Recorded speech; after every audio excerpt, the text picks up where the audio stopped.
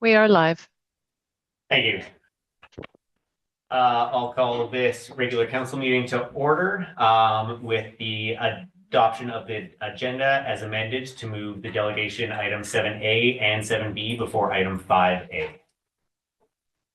Councillor Devon, second by Councillor Cherry. All in favor? Cool. Adoption of the minutes from the regular council meeting dated November 12th, 2024. Councillor Devlin, Councillor Stapenhurst, all in favor? Business arising from the minutes.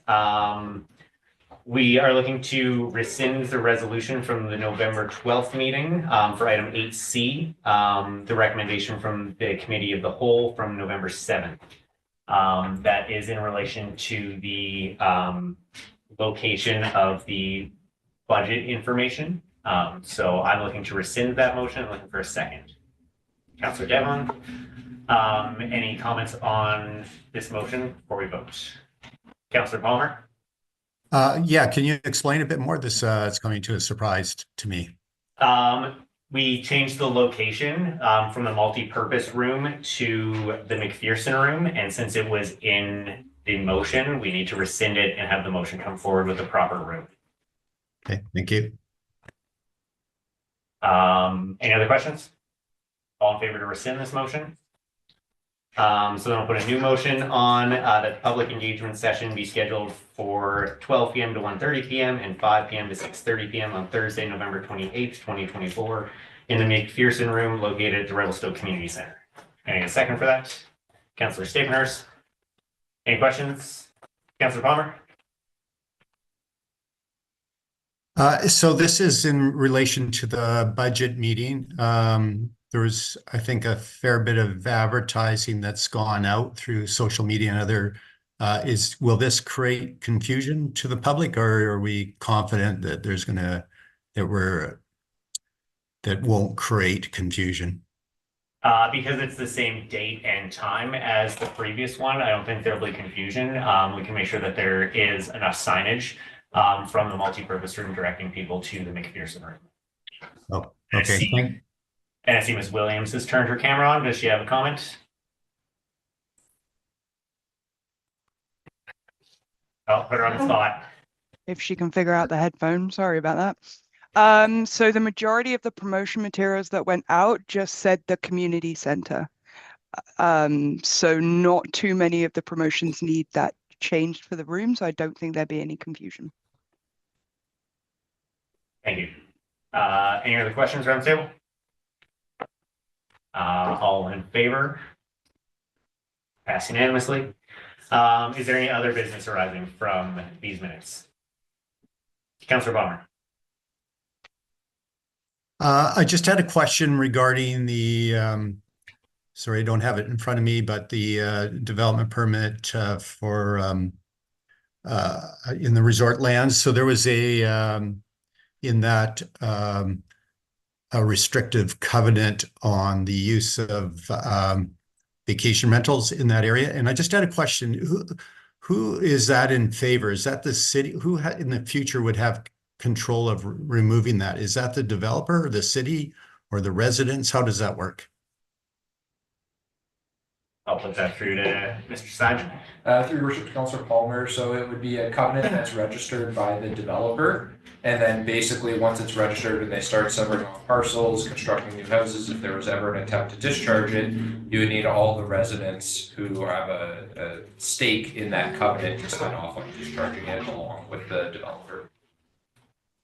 So through the mayor, so for clarification, it would need 100% consent of all property owners?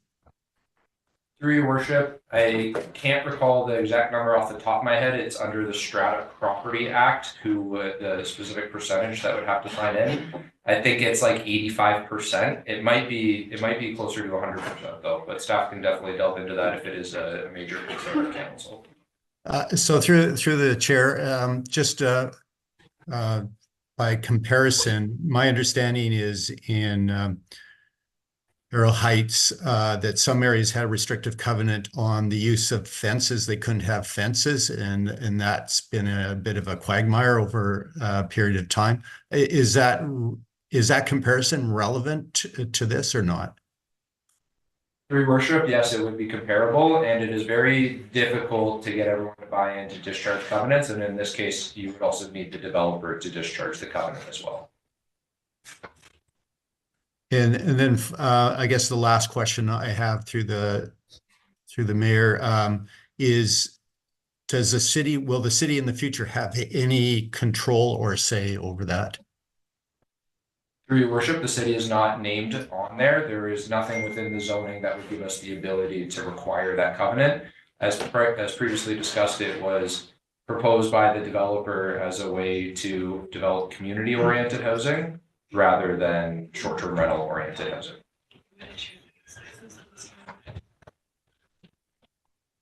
Okay, thank you. Any follow-ups, Councillor Palmer? That's good for now. Thank you. Thanks. Any other questions or business arising? Okay, we will move on to 7A delegations. First up, we have the Revelstoke Local Food Initiative.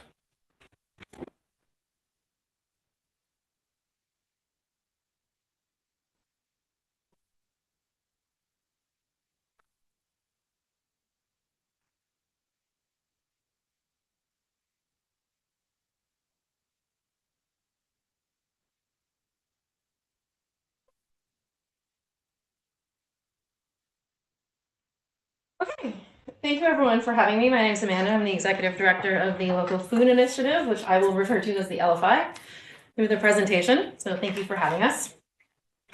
First off, I want to start with the land acknowledgement.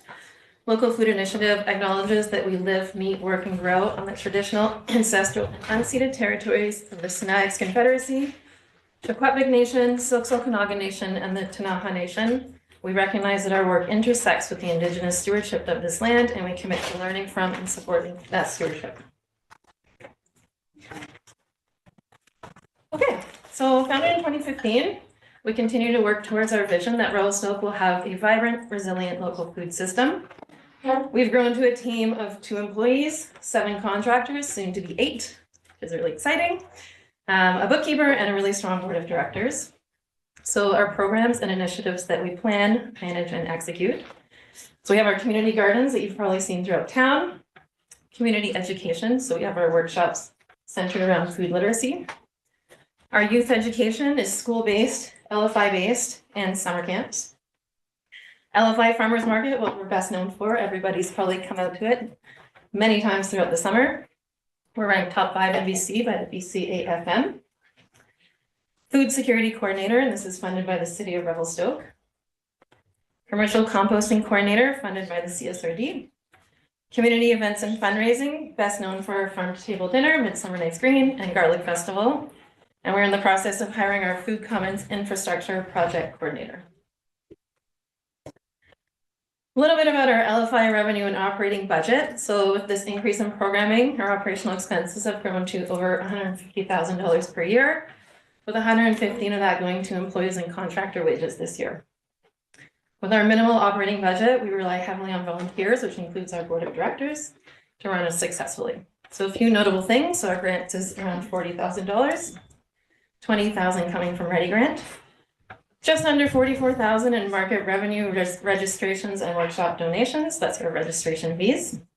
Event revenue is just under $36,000 this year.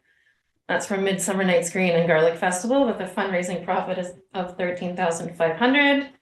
And our funding, so coming from CSRD and the City of Revelstoke to fund food security and compost. Something to note about that, so we just got another $7,000 from Land to Table for the food security coordinator, so we're already generating extra money for that role. And we're talking with CSRD about increasing the work for Isaac next year. We're really trying to center our work around that food security strategy. So I wanted to go over that vision of what we're really trying to align our work with. Well, Revelstoke will have secure food systems rooted in the community and centered on good food. Food that honors Indigenous food cultures, is nourishing, fair, sustainable, affordable, and accessible.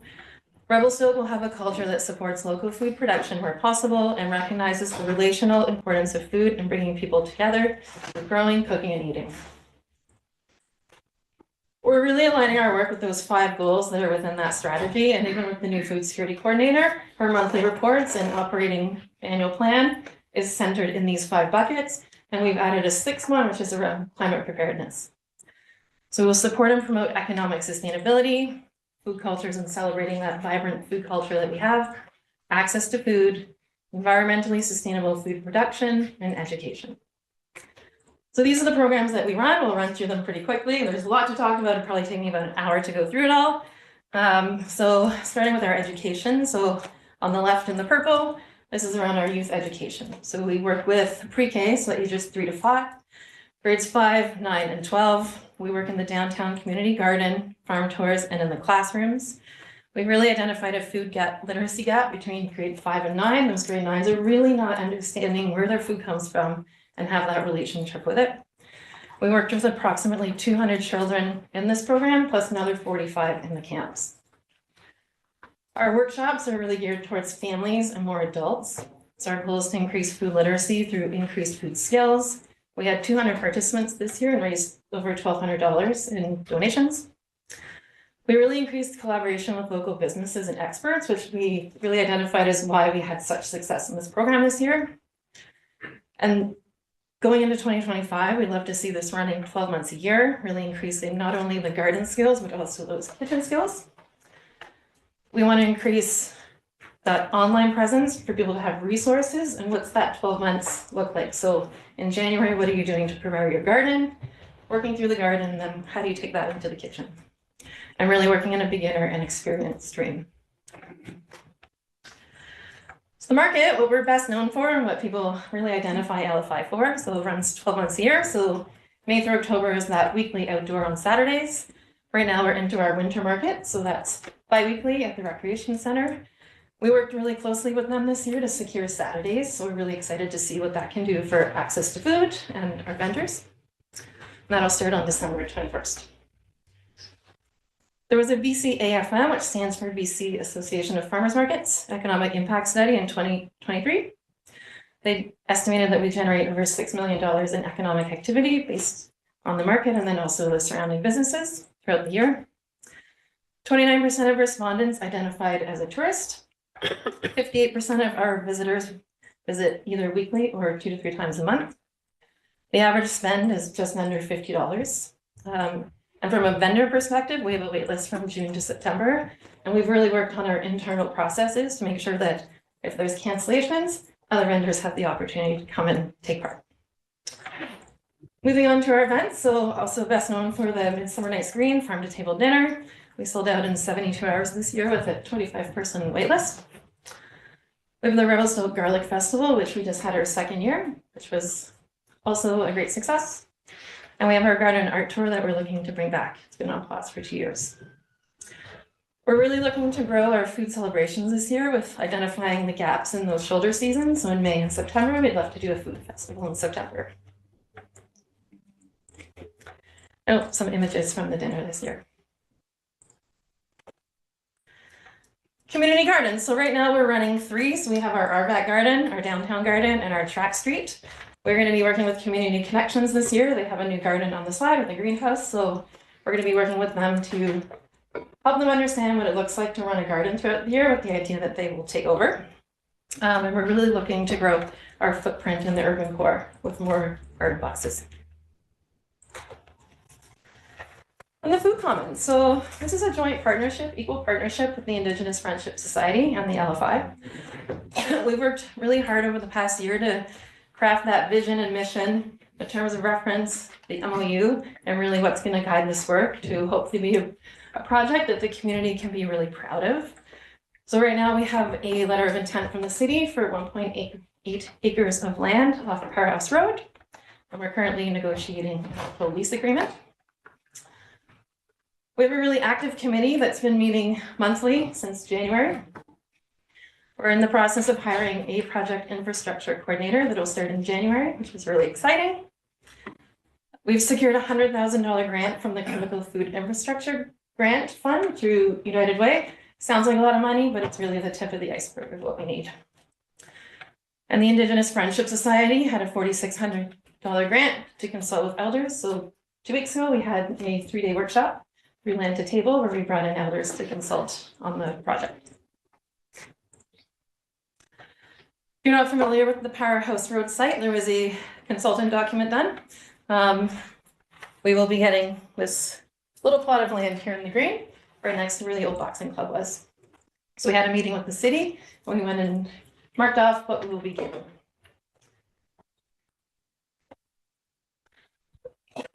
I don't want to go through the budget in depth, but as you can see, we're doing a phased approach. And as you can see, that $100,000 is really just the tip of the iceberg of what we need to see this project to fruition. That we'll see growing from indigenous natural plants to a greenhouse to event space.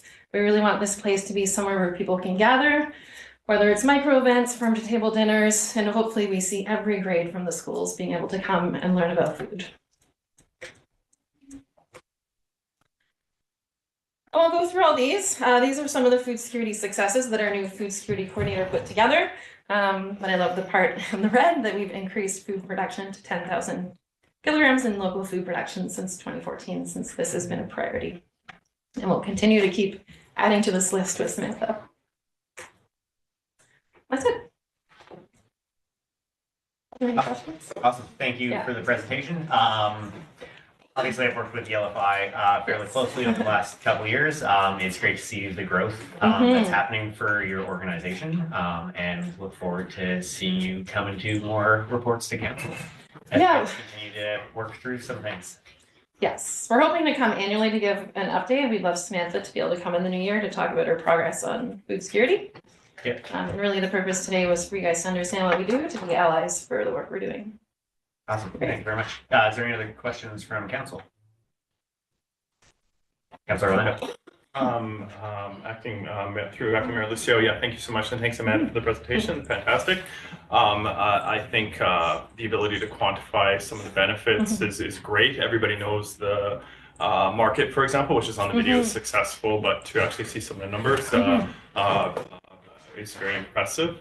My question focuses on the Food Common project, and that is how can the city, how can council and its department, who you are working with already on this project, further support this project to help coordinate or see it to fruition?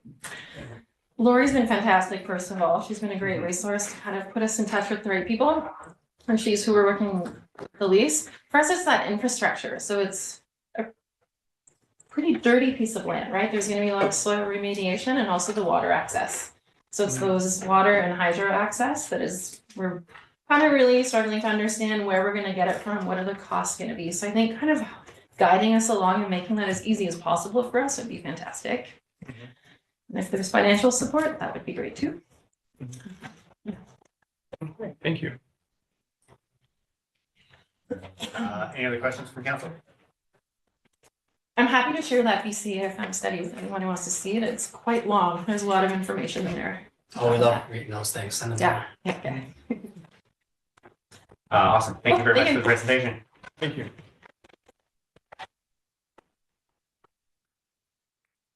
Okay, and we'll move on to 7B, delegation from Tourism Revelstoke.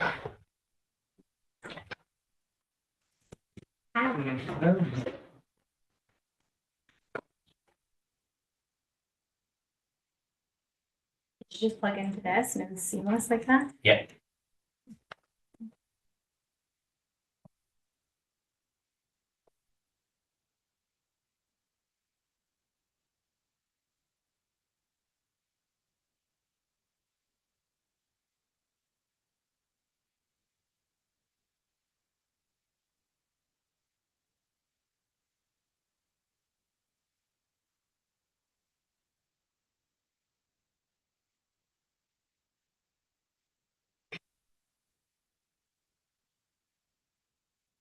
seamless.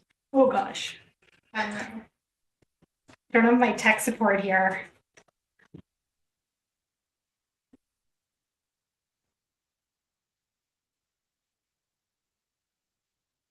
That's just one quick phone call for us and get our superstar over here. I think I screwed up because now I'm trying to drag that other window back. Maybe unplug back in. No, I think, okay, I think we'll be okay. Let me just try here. Turn it on, turn it off. Ay. Leaving yourself will be fun. Ms. Delassalle has it up as well. If you want to unplug, she can share it while you speak. There we Does that look okay? Yes. It did. Well.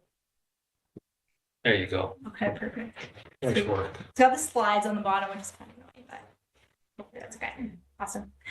Okay, I will try to be quick because this is a big plan for a whole year, but I know we only have 10 minutes, so we'll rip through.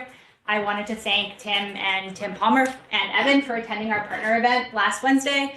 This is when we presented it to our partners, so it'll be a little bit of a high level repeat for you guys, but we'll try to keep it moving. No.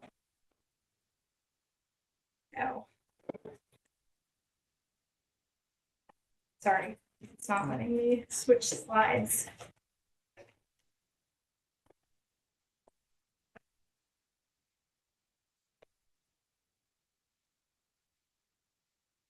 You think it's on our end?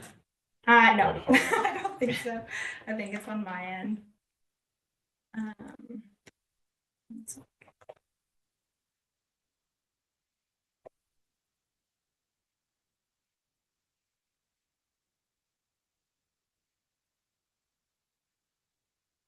Megan, would it be easiest if Janet shared it? Maybe, but then I have to be like, next slide, please. Which is kind of annoying. Okay, here we go. We're just gonna do it this way.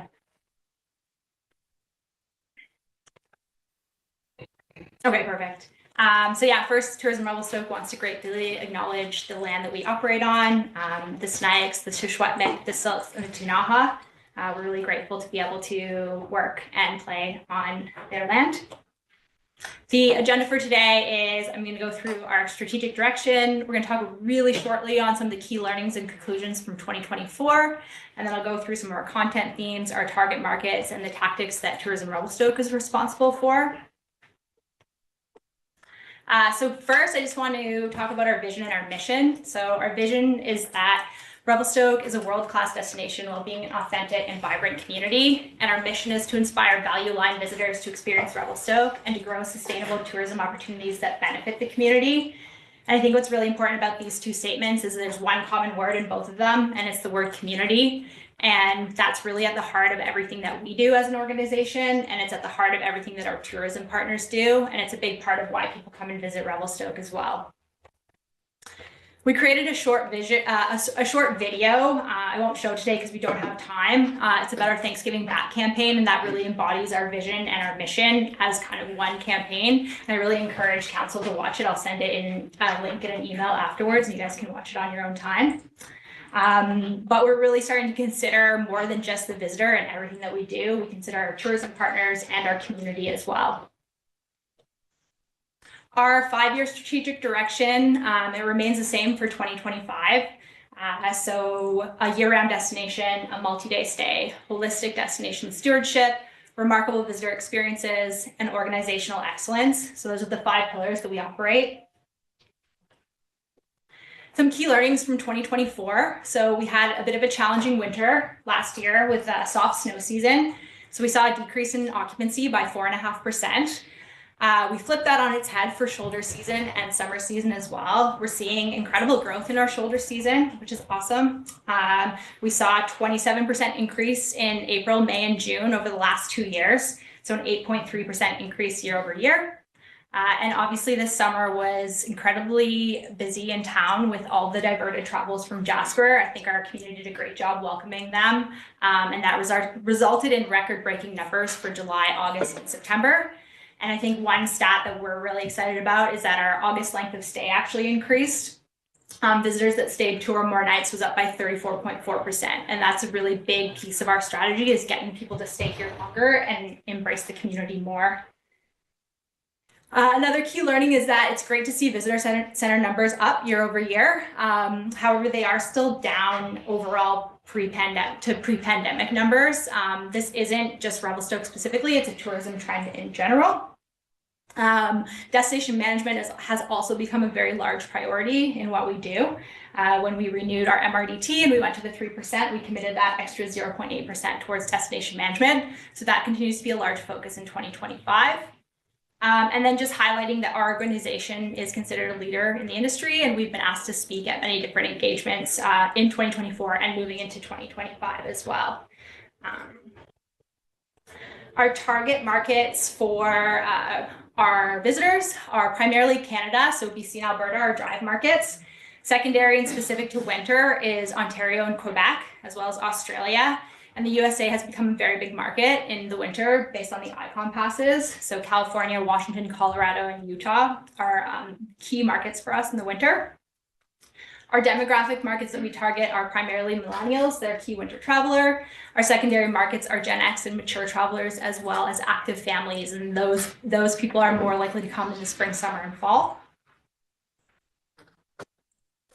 And then this graph just shows the kind of projected MRDT that's coming into the destination. So we're looking at over 2 million in 2025.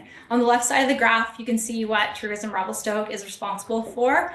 So just close to 1.3 million for destination marketing, destination management, and event support. So we currently manage 73% of the total general MRDT coming into Revelstoke, which gets allocated to marketing, destination management, and events as well. And there was an error on the slide package that you guys got previously. It was 63, but it's actually 73. I had included the OAP in that calculation on the last one. So the biggest part of what we do is marketing, and the largest portion of our budget for marketing goes towards staffing, digital initiatives, and tourism industry partner support. Our new website launched in 2024, and we're really going to commit to digital excellence through the entire customer journey in 2025. SeeRevelstoke.com is our main source of information for visitors, and digital is really the way that most visitors are getting destination information prior to when they arrive. So we really see the website and a seamless user experience being top priority for us. And this includes the mobile experience, so making sure when people are looking on their phones that they have a good experience as well. Some of our core website goals involve supporting our tourism industry partners and having better shoulder season resources available all times of year so that people can look at different seasons, even if it's not the season that we're in right now. And this is just a screenshot of kind of the new look of the website. You can see the mobile experience is a lot better than it was before. And we're really excited to have launched that recently and put more effort into that in 2025. The next core activity that we do for marketing is digital advertising. So this is a way to reach our visitors beyond just organic advertising. It provides resources and information to support our destination and our community. We use a diverse medium, including video, search, display. We also have access to Google Ad Grants because we're a nonprofit. We can support our community with paid ads by supporting local events such as Luna, and anything that we want visitors to attend as well. Featuring partners is a large part of our social media strategy. Things are going to be a little bit different in 2025. We're actually looking at hiring a part-time social media contractor. We've kind of dabbled between having it in-house or contracting, and it's really nice to have that mix. And we're looking forward to hiring someone who lives in the destination but has like a new and fresh approach to our social media channels. So that's what we'll be looking at doing next year. From a content perspective, we launched a digital asset management system this year. So we'll be looking at continuing to support our partners by allowing them to access all of the content that we purchase. We partner with local photographers and videographers, and we're going to continue to address some of the gaps that our partners need. Another part of our marketing budget goes towards hosting media. So we host a variety of media in destination to showcase Revelstoke. This includes athletes, journalists, and also social media influencers. In 2025, we will only be hosting social media influencers in shoulder seasons, but we'll continue to support athletes or journalists any time of year. Their content tends to be more niche and their timelines aren't immediate. So if an athlete comes in February, they may not release the content until the following December. So it's not as prevalent as having, say, a really prevalent social media influencer in February when our destination is already really busy and showcasing the destination in February when we don't potentially need the additional traffic. A new one for us is brand activation. So the city of Revelstoke has designated Tourism Revelstoke to manage the destination brand. So we're really excited about that, and we're looking forward to continuing the momentum into 2025. We encourage all of our tourism partners to use the brand. We'll be creating kind of an easily digestible document and a training program guide for anyone who wants to use the brand. They'll just need to enter into a sub-license agreement with Tourism Revelstoke. And then our brand ambassadors, the Stoke Squad, will continue into 2025. It's kind of like a Red Bull hype squad with a purpose, and they've been able to support our destination management plan as well as our brand activation piece. They did a lot of our resident surveying this last year, and we're seeing a lot of residents wear the brand and be really proud of it as well. So that's really good for us to see. Tourism partner support is another one that we focus really heavily on. So nonprofits can apply for marketing support through Tourism Revelstoke. We want to encourage a really high quality experience for any visitors in the destination. There's a lot of nonprofits that interact with visitors directly, the LFI being one of them. Our farmers market obviously sees a lot of visitors, and we want to ensure that LFI has the resources to promote themselves to visitors in that high quality way.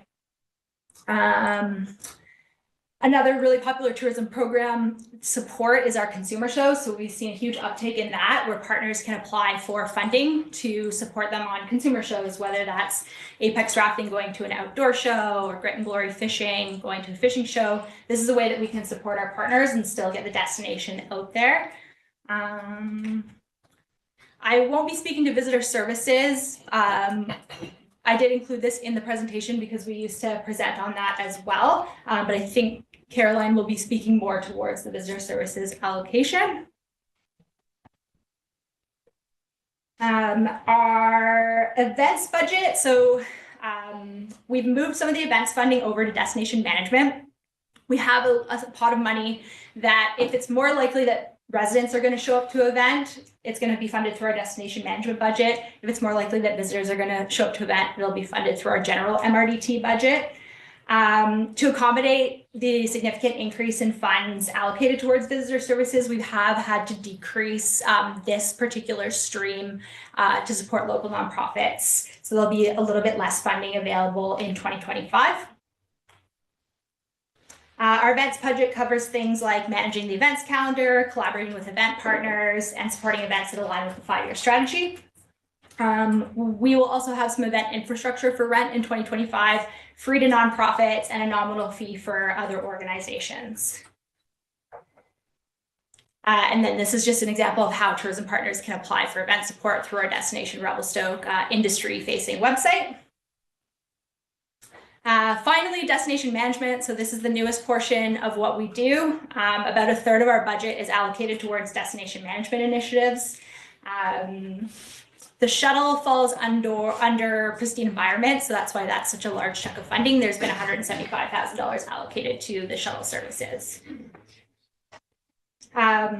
So this budget is actually going to be used to support staff and other relevant partners in attending conferences or workshops. That's going to ensure Revelstoke continues to demonstrate leadership in the destination management space.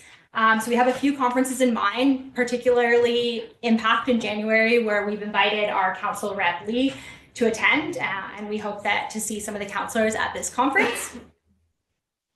Our communications and PR budget is primarily for kind of telling the community what we're doing in the destination management space. So it funds our tourism talks column in the Revelstoke Mountaineer, and also some general maintenance and hosting of our Destination Revelstoke website. We want to add like an impact dashboard on that website so that community members and businesses can see how we're progressing along the destination management plan. Thriving People, this budget is used to support our community contributions campaigns like Thanksgiving Back, as well as that community event support fund comes out of the Thriving People budget. Pristine environment. So we've got some ideas for this one. Obviously, I talked about the shuttle being included in here, but we also want to develop a sustainable tourism partnership program, which will allow tourism partners to make their operations more sustainable, and will offer some coaching support and funding for small initiatives in exchange for collection of emissions data. So this will help us create a baseline that we can benchmark against regarding the carbon footprint of our tourism sector.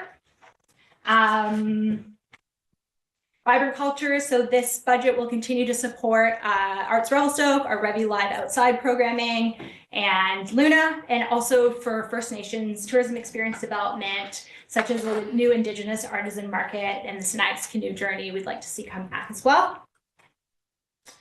Finally, equitable economy is earmarked to support some of our destination management action items in this category. We would like to look at the creation of a tourism foundation and developing a plan to support this as well.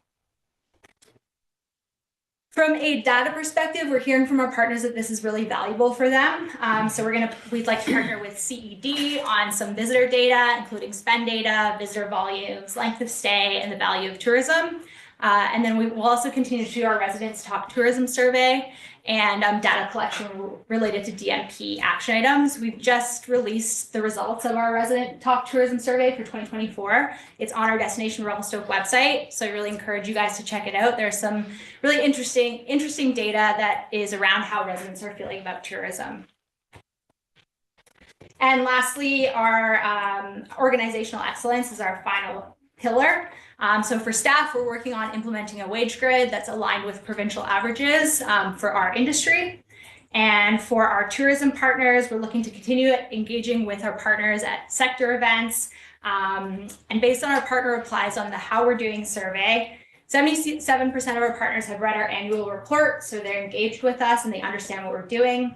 84% said they're somewhat familiar or very familiar with our services and programs. 93% are either satisfied or very satisfied with our use of MRDT funds. And when we asked our partners how satisfied they are with the overall performance of our organization, we received 9.4 out of 10. So we want to continue engaging with our partners so that we can have those good results continue into 2025.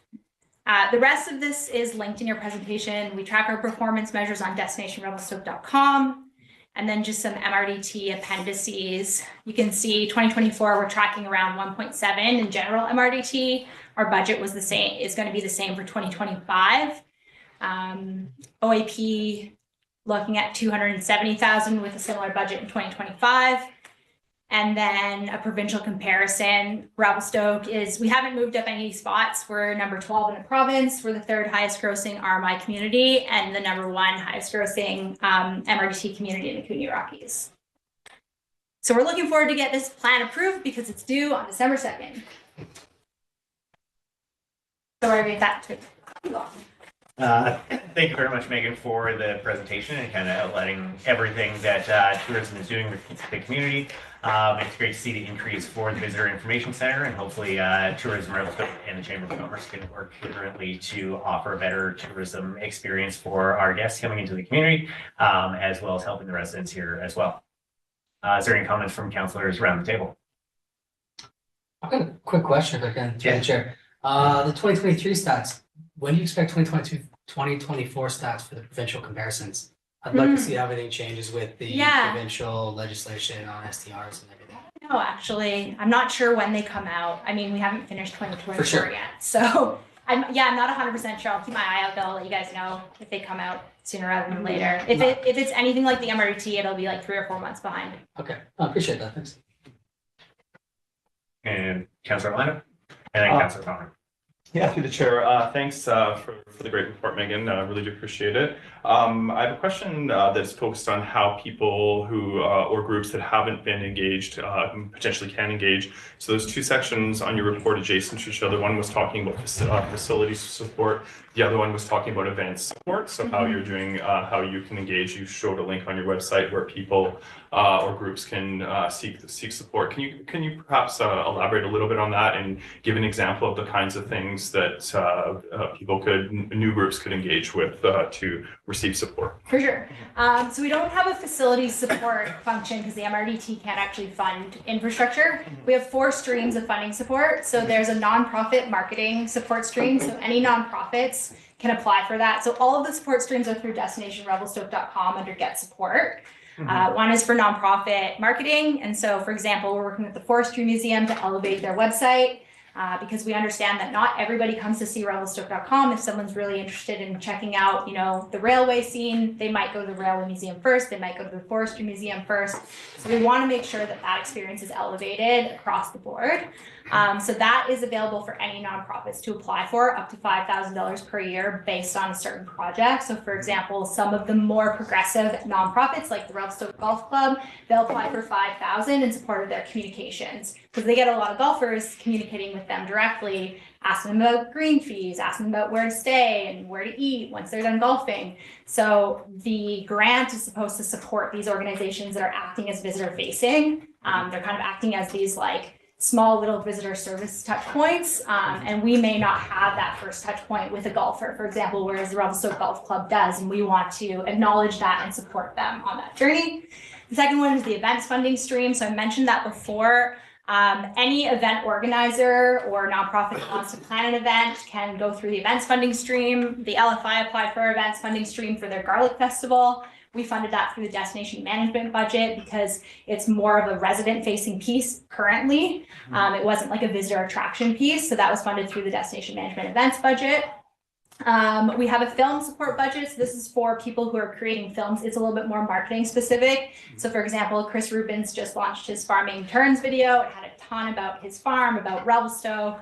It was a great destination piece. So we supported that through a brand initiative in giving him funding to help fund that video. And I'm missing one. There's one other support fund. Oh, the consumer show support. So I talked about that a little bit as well. So if any of our businesses or nonprofits want to showcase themselves at a consumer show, we can either offer them a brand package where we send them with a bunch of Revelstoke swag. They can bring our displays so they don't have to purchase their own. Or we can go 50-50 on a booth. And if we have capacity, we can send one of our staff with them. So we've done that in the past, for example, partnering with Revelstoke Mountain Resort. I've attended the Toronto Ski Show with one of the RMR staff. And for us, it makes sure that the whole destination is represented, not just the ski hill and the properties that the ski hill represents. So it's worth it for us to be able to partner and attend that show so that we can ensure that the destination is seen as a whole and not just the ski resort. Excellent. Thank you so much. I appreciate it. Any follow-ups, Councilor Lunger? Councilor Palmer? Thank you, Mayor Lucio. Thank you, Megan and your team for the work that you're continuing to do and the continuous improvement. There's a few sort of take-homes that for me from your presentation. One, I really value the value-aligned visitors. I think that's really important, and that's an important thing worldwide. And you're doing that work. I think it's an example for other countries that are having tourists that are not value aligned with their community, and that continuous work. And of course, that work with that you've done with destination management over the last few years is now going to see the fruit again through the Thanksgiving Back video that you presented. Amazing work in just the fact that you have that video and it is highlighted and is the emphasis about our community. So I think the Revelstoke, one of the criticisms have been out there is how tourism is hurting us, but that shift in alignment is first and foremost, and I really, really appreciate that. The second thing take home for me was on the measurements that you did on those that are satisfied. That 9.4 out of 10 is absolutely amazing. And I'm really glad that you're continuing to do those measures, which goes to my third point on the evidence-based measures that you're doing and continue to do. I think that's a lesson for the city, for council, that we could be doing that kind of work where and other communities do that, where we're actually surveying the citizens. How are we trying to continuously improve a life for the citizens? So just again, good work, Tourism Revelstoke, Megan, and your team and the board. Thank you. Thank you. Any other comments from councilors? Awesome. Thank you, Megan, for the presentation. Okay, we will now move on to 5A and the heritage alteration permits. Ms. Simon or Ms. Hartling, do you guys have a presentation? Through your worship, staff do have a presentation if council would like to see one. If not, staff are happy to answer any questions that you may have. Yes, the presentation would be great.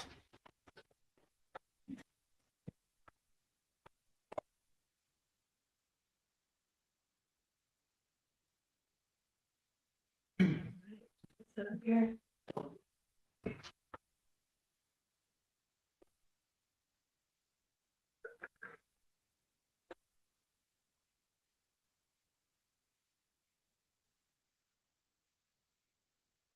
Very short.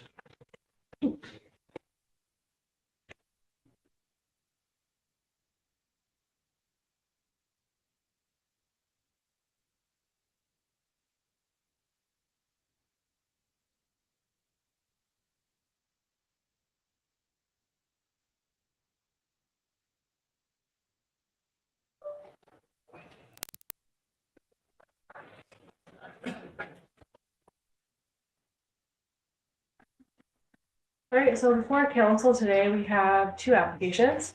It's a heritage alteration permit and a development permit. This is for the rehabilitation to the existing heritage home and exterior renovations to facilitate a hotel and restaurant addition, as well as additional landscaping and parking. So with the presentation, I'll just go over the property background, the proposal overview and some of the consultation. And then the policy direction, staff evaluation, and then end with the staff recommendation and then council options on these files. So just a bit of the background of the subject property. I think everyone here is familiar with the property. It's located at 400 and 404 Mackenzie Avenue, and it's a protected heritage property that was recognized as a historic place with the city, provincial, and federal government. It's known as McCarty House and now currently known as the Copeland and run as a bed and breakfast. So the current land is zoned downtown fringe commercial, the C2 zone. It's abutting the downtown revitalization area and C1 zones next to residential properties that are also zoned C2 resort fringe that run bed and breakfast, short-term rental, there's institutional down the street, and this property is designated mixed use in the official community plan within the heritage conservation area as well as the commercial development permit area. So a few different designations with the official community plan. Looking at the site plan there, you can see it's on Mackenzie and 3rd Street. So along Mackenzie Ave, south along Mackenzie Ave between 3rd and 9th Street are predominantly single-family dwellings with steep pitched roofs and landscape front yards. And the Mackenzie Ave is lined with mature trees. And north of Mackenzie Ave between 3rd and 1st Street is, as I mentioned, the revitalization area and a mixture of commercial businesses with different building styles along the Mackenzie Ave. So this is the proposal that you have in front of you today.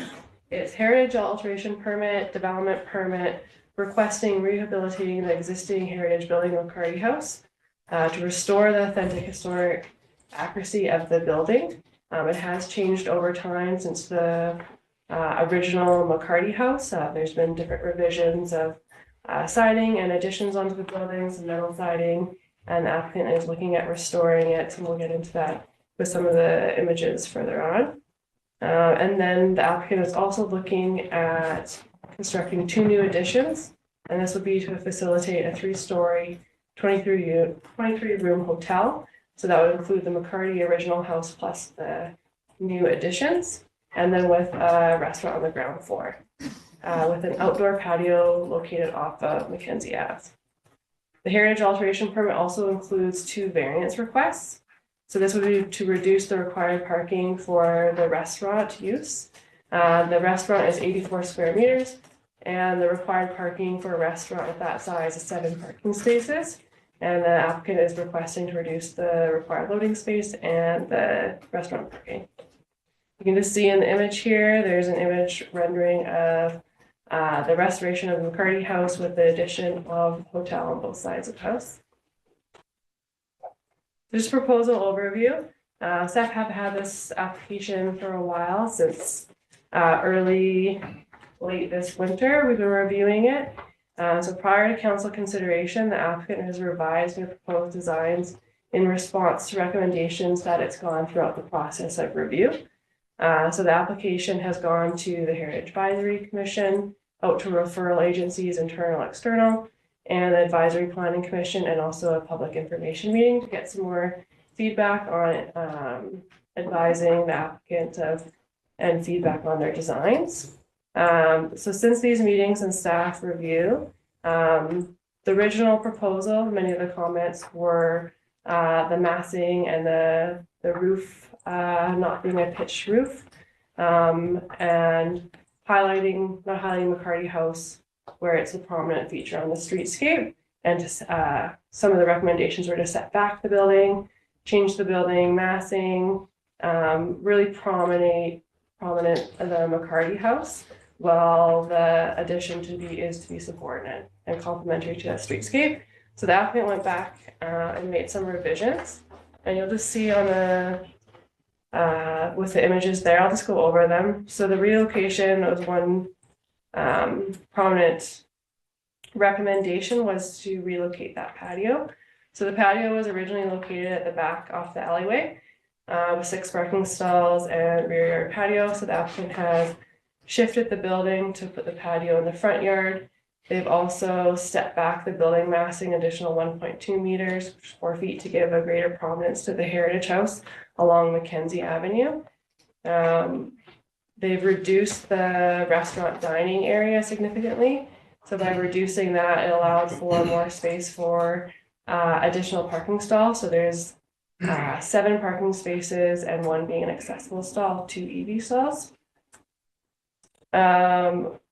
The new color palette, so the original color was keeping in line with what's consistent right now with the Copeland. However, over time, the house has been different colors. And after it's hard to match the current or the existing McCarty House because it's a black and white photo. But they've taken a historic color palette and updated the white siding with a siding that would create more prominence to the McCarty House. They provided clarification on linking the 2 buildings together. The intent is to have that as a void and a space to have it as a shadow to link the buildings and not bring from the streetscape being able to see that. So there's addition of mature trees in front of the building and where it's linking there. And we can go through some more of the plans there. But after comments from the commission and staff, more landscaping has been updated to soften the new addition, as well as mature trees.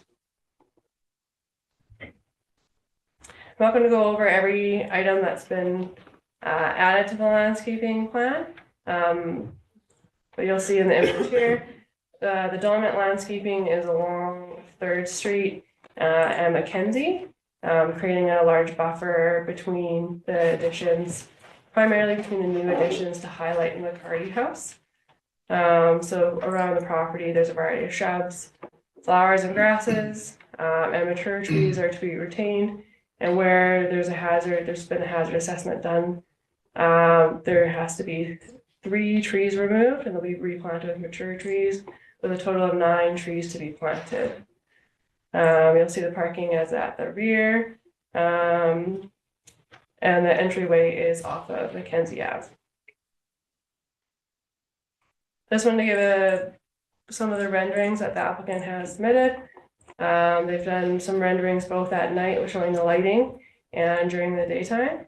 So you'll see that the McCarty House here, and then the addition of a landscaping around the new additions on both of the renderings here, really trying to give that prominence to the McCarty House. It is hard with the renderings to show the step back, but the building has been significantly stepped back from the side of the McCarty House here. So I'm not going to go over all the details, but with the report, there's noted all the changes to the exterior of the McCarty House, of how it's going to be refurbished or new materials added. And there's an entire heritage assessment done with alterations to that protected building and what to follow and a construction management plan. And then the building additions to the hotel and restaurant, those are outlined with all of the materials. It is a brick building with a flat roof. So it is different than the McCarty House, and that is intentional. I'll get to that in a second. So the parking variance that the applicant is applying for, just for council's information, the total parking required is 19 spaces. So 12 for the hotel and 7 for the restaurant. 12 for the hotel, the applicant has provided 7 on site, and then they have opted to pay cash in lieu as they're providing 30% on site. They qualify for cash in lieu to pay into the city's parking strategy. And then in addition to that, they do have an agreement with the church down the street for 6 additional stalls for their use for the hotel. And then they are applying for that variance to the restaurant parking and loading. For the consultation, as mentioned, it went through the Heritage Advisory Commission, Public Information Meeting, Heritage Advisory Planning Commission, excuse me, referral agencies. Just recently, the landowner letters went out for the parking variance. Excuse me. And staff have received 95 public submissions since the landowner letters went out. There has been significant public comments on the application. The letter that went out was for the parking variance. However, we've received comments with concern of reduction in parking close to downtown residential neighborhoods, as well as concerns with the design of the new addition, with relation to the roof form, the massing, and the character along a residential neighborhood. So that's included in the council package for council's consideration with the public submissions, and those were included in the package up until noon today was the cutoff. So for the staff evaluation, there is the evaluation of the staff report there is to summarize what's on the table in the report. We look at the official community plan policies and the Revelstoke Station Heritage Conservation Area. These are 2 permits. Looking at the form and character, there happens to be a variance in the heritage alteration permit. So it's not looking at the use, which is outlined in the C2 zone, which permits a variety of commercial uses for the property. So staff are supporting the parking variance to reduce the parking stalls. Staff would also like to note that in the zoning bylaw rewrite, staff are proposing in what is currently the C1 and C2 zones, which would be the MU1, MU2 zones, where there's a hotel with restaurant. The parking provided would be required for the hotel only. So just for council's consideration, this parking variance would align with the new draft zoning bylaw that staff are proposing. For the heritage alteration permit and development permit, the rehabilitation of the heritage home completely aligns with the Revelstoke Station Conservation Area, restoring that heritage home to its original character and includes all the defining character elements. It's the new design with the addition of the hotel and restaurant. Staff have reviewed this and consider that it follows the nationally accepted design methods to ensure the prominence of the McCarty House is showcased by the addition. So staff do note that in the official community plan, it does reference the nationally accepted design guidelines. We do have the heritage conservation area. So with reviewing this application, there's multiple aspects that we've looked at as it is a commercial zone property. So if you have any questions for staff, we'd be happy to get into that. So the recommendation is that the heritage alteration permit be issued with the reduction in 7 parking spaces for the restaurant and the reduction in the loading space as well. And that the development permit be issued and that the owner provide security in an amount of 125% for the landscaping estimate, and they provide security in 125% of the works to guarantee the performance of the terms of the heritage alteration permit, as it is a protected building, and we can ensure that the work will make sure that it is restored adequately. So staff have made their recommendation, And council has other alternative options that they can consider as well as you go through your discussion and deliberation of the application. So one of the alternative options you do have is to defer the application, the heritage alteration permit, the development permit, and suggest any requirements that the applicant or staff can make before bringing it back. And then option 2 is council could deny the heritage alteration permit. However, just note that if council does not support the variances and denies the permit, council cannot deny or prohibit the legitimate development of the property in accordance with the permitted use of the zoning. So it would have to be very clear with the denial of the heritage alteration permit with what's not being met, and a deferral of the development permit before if the applicant chooses to come back. So that's the end of my presentation. Staff are here to answer questions, as well as the applicant is in attendance if council has any questions for their consultants, heritage, or their architect, or the owner or agent. They're here if you have any operational or design questions. I'm just going to unplug my computer. Thank you, Ms. Harling. A couple questions. The historic use of the McCarty House, as well as the zone that it has and where that C2 zone stretches in our community. To your worship, do you mean the date of the C2 zone? Sorry. Yeah, how long it's been had that zone, as well as what is outlined within that zone. Yeah, for sure. I can answer the questions. The date, it was, I believe, 1982. The commercial zone was adopted. The list of uses, I'm not sure if Mr. Simon has them in front of him, but it was permitted to have multiple different commercial uses, accommodation being one of them that's evolved over times is motor hotel, motel, hostel. They all have a definition that would allow the density, height, and accommodation units that are in this zone. So that intent of that zone has never changed. Okay, thank you. I'll pass it on to the floor. Is there any councilors who have questions? Councilor Palmer. Thank you, Mayor Lucille. I guess my first question is for you. There's some community contention on this, and so there's questions on the presentation.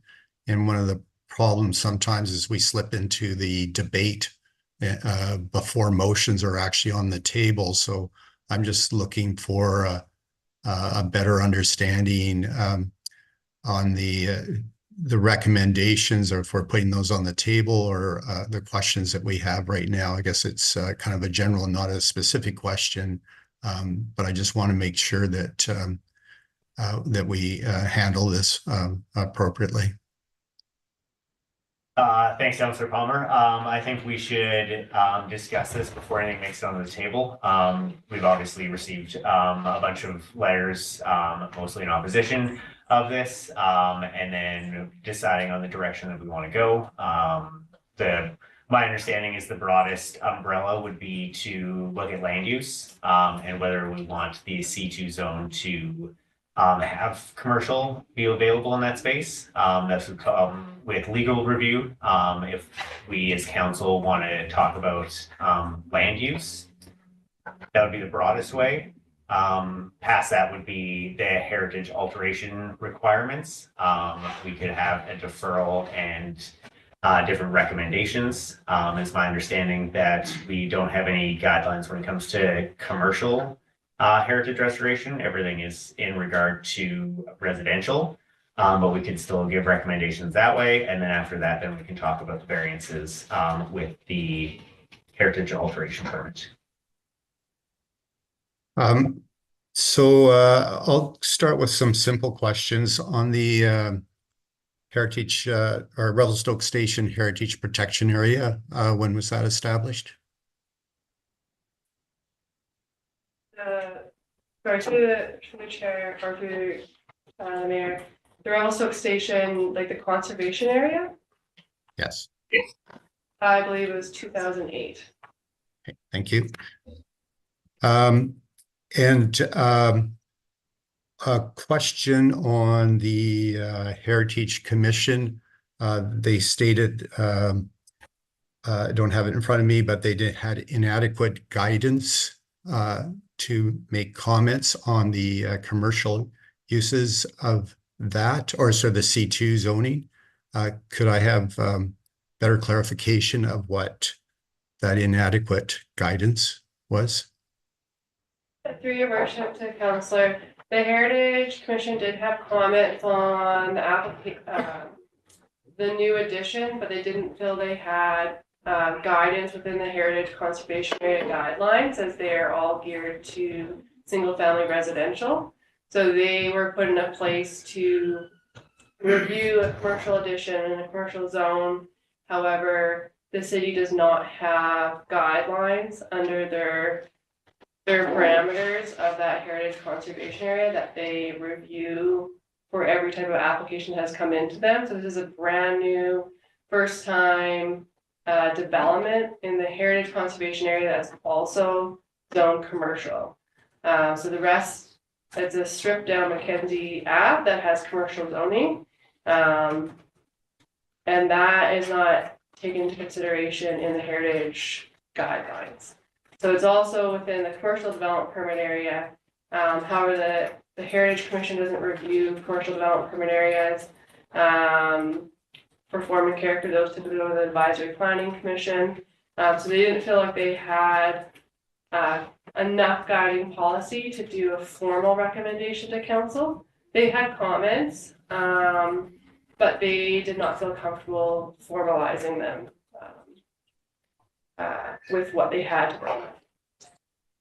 And then, Mayor Lucio, you made some mention about legal opinion.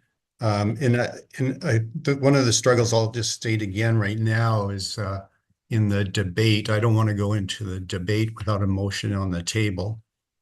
But legal review on that. I guess one thing is I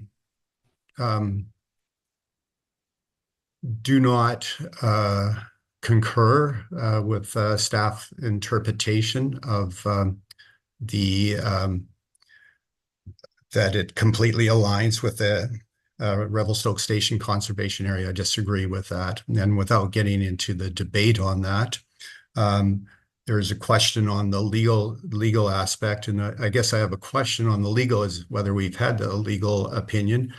It may be appropriate to go in camera if we've had that, because that's not necessary. We can go in camera on legal opinion,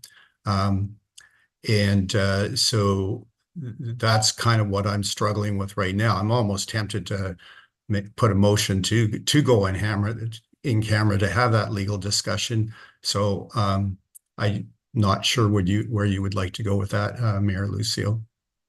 I'm going to defer that to Director Simon.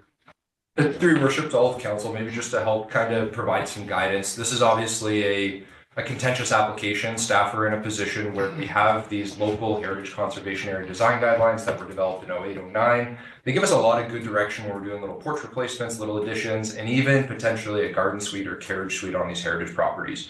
It doesn't give us a lot of specific direction when we get into the nitty-gritty of commercial zoning in the heritage conservation area. So I think to unpack this a little bit more, there's two predominant items that we kind of are looking for direction from council on today. One is with respect to the variances. Is that one of the big concerns that council has with this application? If so, let us know what those concerns are, and then we can help craft a resolution appropriately so that the applicant gets direction.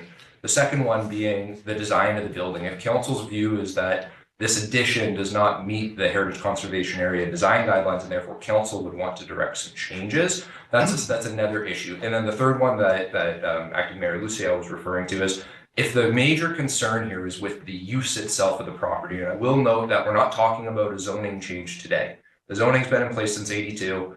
The development regulations with respect to density and use have not changed. This has always been permitted since 1982. However, if that is a major concern of council, that is a completely separate conversation, and it would almost be a motion arising directing staff to review all the commercial zoning within the heritage conservation area and say, is this something that's appropriate for the time? Because you can't pin it to one individual application. It has to be a broader land use conversation. And that is where, if council wants to go that route, if the biggest concern you have with this application, what you're hearing from the community, is with respect to the use itself, that is where staff would be recommending defer it, let staff get a legal opinion, and council does have the ability to downzone, but when you downzone, it has to be part of your broader land use authority. And if you say we only want to change the zoning of this individual property, that is where staff would be recommending you're probably going to get into a little bit of legal hot water. So I think there's the two main issues with respect to the applications that are on the table: the variances through the HAP, the design of the building through the HAP and the DP.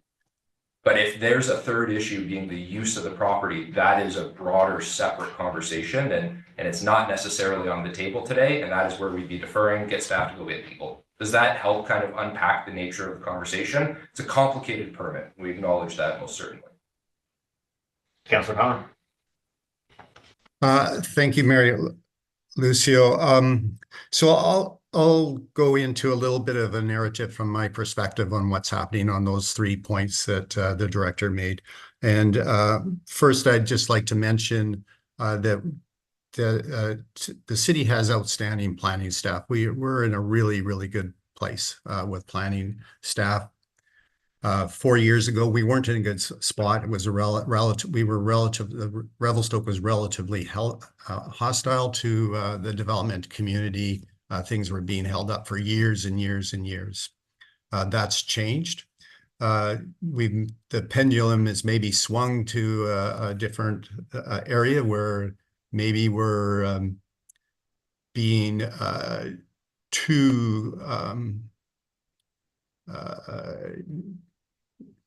accommodating to the development community in some ways. So that's just sort of a general, but any comments that I'm making are not in any way, should not be in any way interpreted as negative towards our staff, because they are doing an outstanding job, and we have some of the best in the province, and I've heard that from other places. I will talk briefly on those, try to be brief on the 3 points. I'll go on the first issue on the zoning entitlements. I am not suggesting in any way that we take zoning entitlements away from anyone. In fact, I'm concerned about some of the legislation the province has done about taking rights away from individuals and rights away from the city on our ability to do planning in the interests of the community. Separate discussion. So this is C2. They have entitlements in that. That does not mean that they can do whatever they want to meet those uses. There's other regulations. And so, and I concur with the planner on, I would suggest we shouldn't even be contemplating downzoning. There's lots of case studies on that, and it's just not a good place to go into, in my opinion. Some people in the community would like to turn back the page and not have C2 in different areas or different development, but that's not where we're at today. However, on the when we go on to the second thing, on the heritage alteration permit, the heritage protection area that was established, and the intent, the spirit and intent of that was very, very clear. It was to protect the residential ambience of that area. And that was very clear for many, many years, very, very clear of what we were doing. And we've had great success. It hasn't been perfect, but it's had great success in stopping developments that were destroying the character of our town.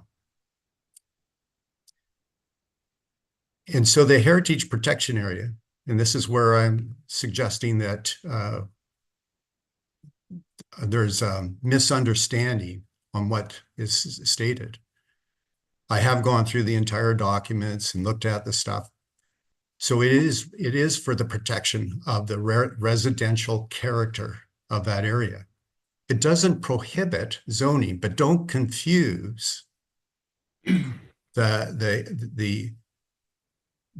design elements and what is intended of retaining that character. In this particular application, there's suggestion of using the Copeland House for accommodation C2 use, which is, I believe, is happening right now, and a new building, which would also do that.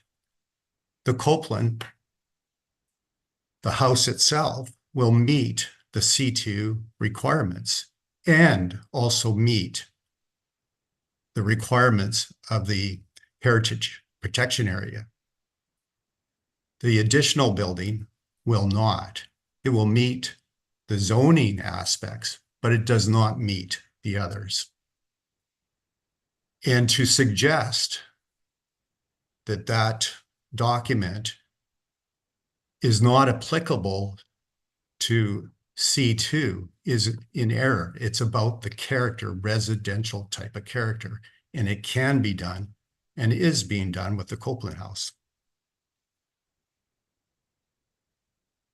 I think, Mayor Lucio, I'll leave it at that right now. There is the third point of variances.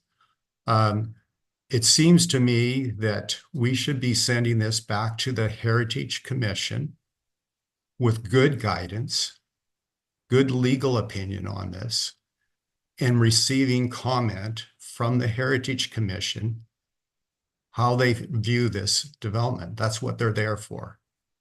And that has not been met, in my opinion. Thank you. Thank you, Councillor Palmer. Councillor Rolando. Thank you, through the chair, Acting Mayor Lucio. I appreciate the dialogue and the comments so far. I am prepared to move forward with a motion here.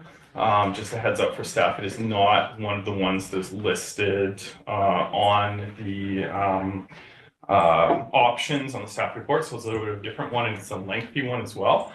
I would encourage everyone on council to follow along, as the text of it might not immediately be available. I feel that it addresses all three issues. After that, if someone is willing to second it, I'm happy to provide a brief additional comment, but I think substantively the motion itself will speak to itself, and that is that whereas the proposed development at 400 and 404 Mackenzie Avenue, Lot A, Section 27, Township 23, Range 2, west of the 6th Meridian, Kootenay District, Plan NEP 66483, Lot 5, Lot 35, Section 27, Township 23, Range 2, west of the 6th Meridian, Kootenay District Plan 636 includes the rehabilitation of a heritage home and the construction of a new hotel and restaurant addition within the Revelstoke Station Heritage Conservation Area. And whereas the proposed development includes variances under zoning bylaw number 2299 that significantly reduce the required parking spaces for the restaurant and eliminate an off-street loading space, resulting in anticipated negative impacts on neighborhood livability, including increased street congestion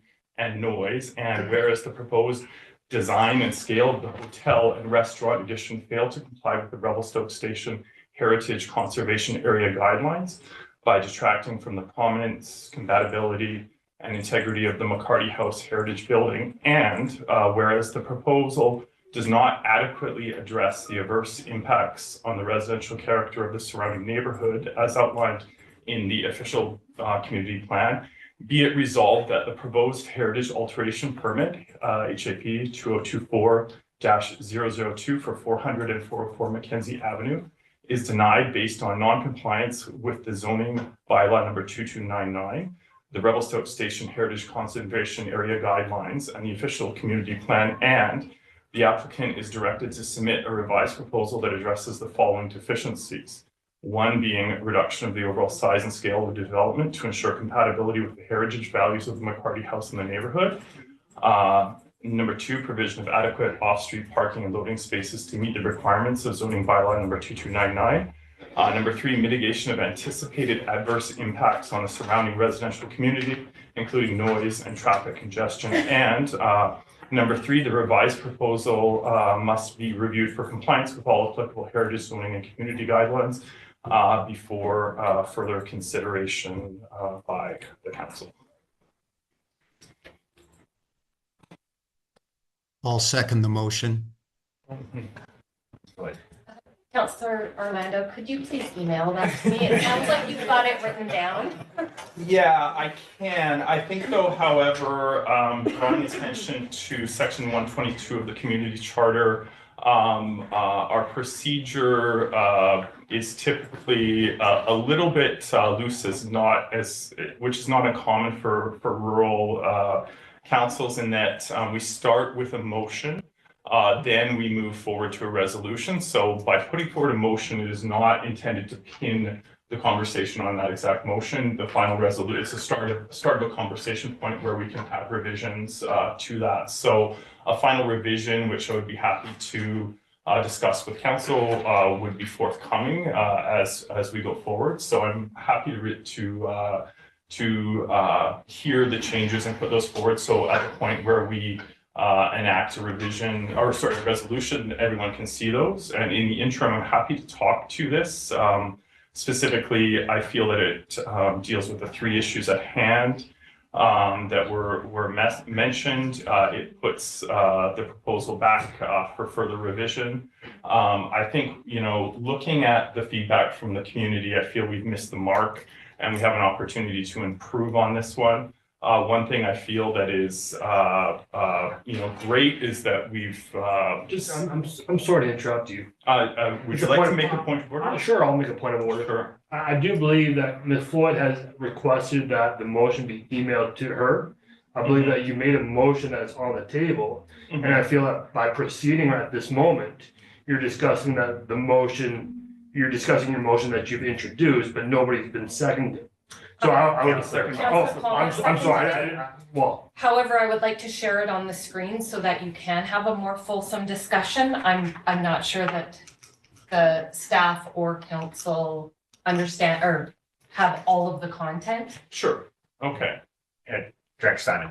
Through your worship, apologize, I do not want to interject while council is debating a resolution. What I'm hearing from the resolution is that Councilor Orlando is seeking to put something on the table that has now been seconded. That would be denying the heritage alteration permit and then giving direction to the applicant. And I think it's really, that is in a gist what it would ultimately be doing. And council is certainly, it is within your right to deny a heritage alteration permit, but of critical importance is council under the Local Government Act would need to spell out the terms and conditions that would need to be met in order for that use to be accommodated, which I heard in the resolution, there were some specific items. So that would be in alignment with option 2 that is presented in the report for council's benefit. It would just be adding in the conditions, those terms and conditions that Councilor Orlando had cited that would give the applicant direction. And one really important piece of this from a procedures perspective, option 1 is deferring.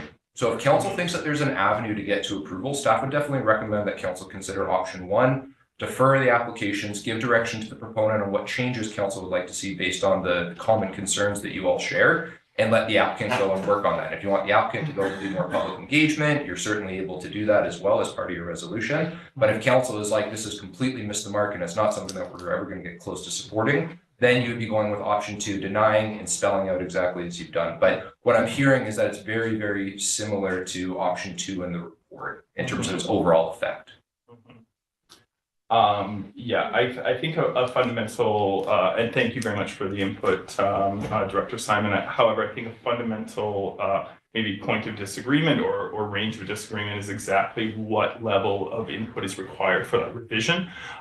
Certainly, my intention is not to negotiate specifics, such as X number of parking spaces or this kind of thing. I think that by being specific enough in the resolution to indicate the goals and objectives and what we would like to see, that provides a clean slate and an opportunity for staff and the proponent to revise the application if they so choose to make it appropriate. Point of order, Mayor Lucio. Yeah.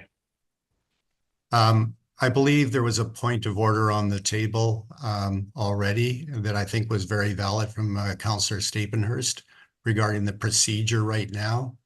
Mhm. And if I understand his point of order, which hasn't been ruled on yet, was that we should have the motion before us. I agree with that point of order. And the second, there is a second point of order that I would like you to consider ruling on, is there should not be debate between council and staff. Thank you. Yes, I was looking to staff for some direction. For the first point of order, yes, I agree that the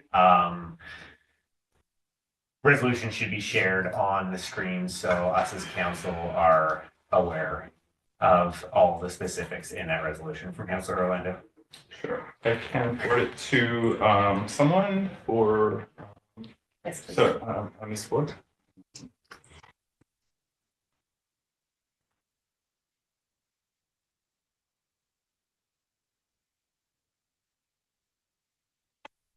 Mayor Lucio, while he's doing that, just a comment on that. I did second the motion. I think that was captured. And I would have been asking for it to go up. I did follow the motion to this my satisfaction to be able to second the motion, but it is actually quite important. It's quite a lengthy motion, and so it is important for it to be in front of us. Yes, Ms. Lloyd is working on that right now.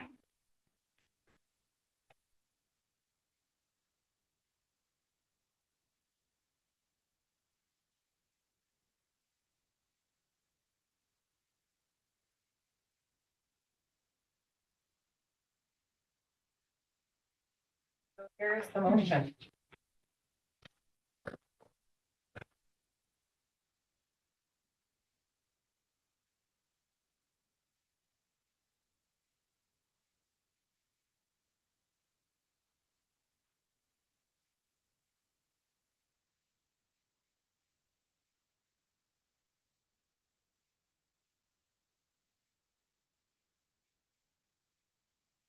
Yes, do you want me to? Yeah, if you want to scroll down. So you can see the result.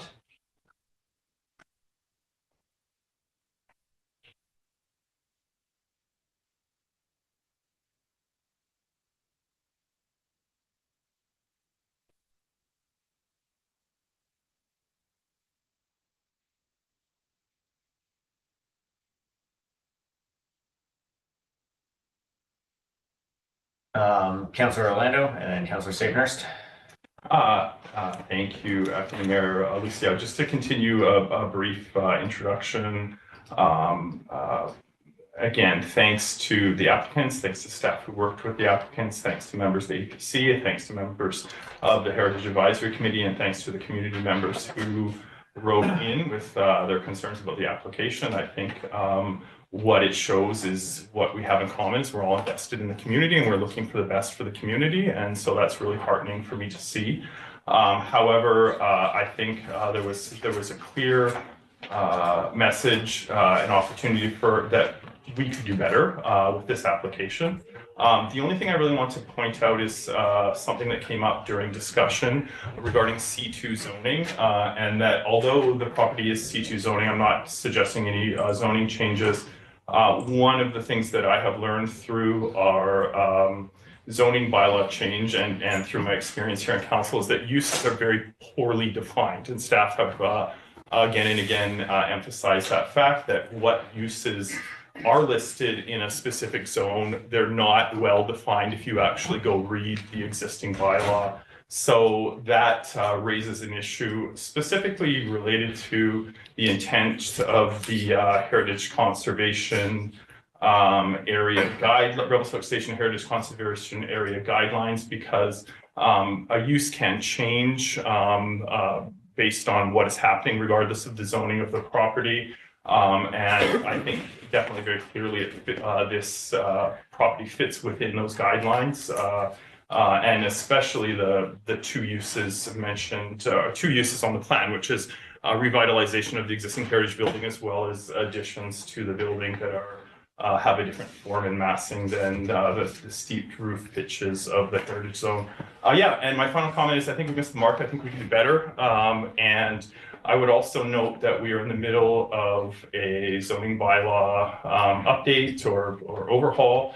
And I would like to see something that works through this. And I'm hopefully in crafting this resolution, it will help us get there to something that is more workable for the community. And that's it. Thank you very much.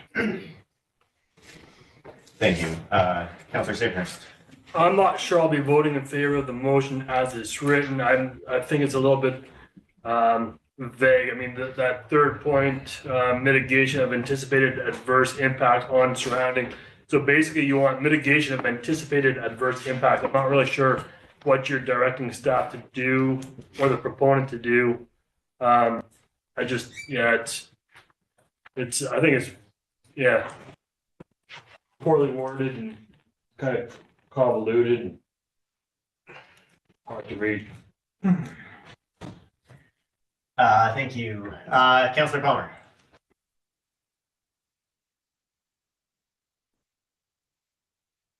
You're muted. Thank you, Mayor Lucio. Yeah, so based on the overall sort of my understanding of Councillor Lando's motion, I was comfortable seconding it, also recognizing it probably needed some tweaking just based on the length of it.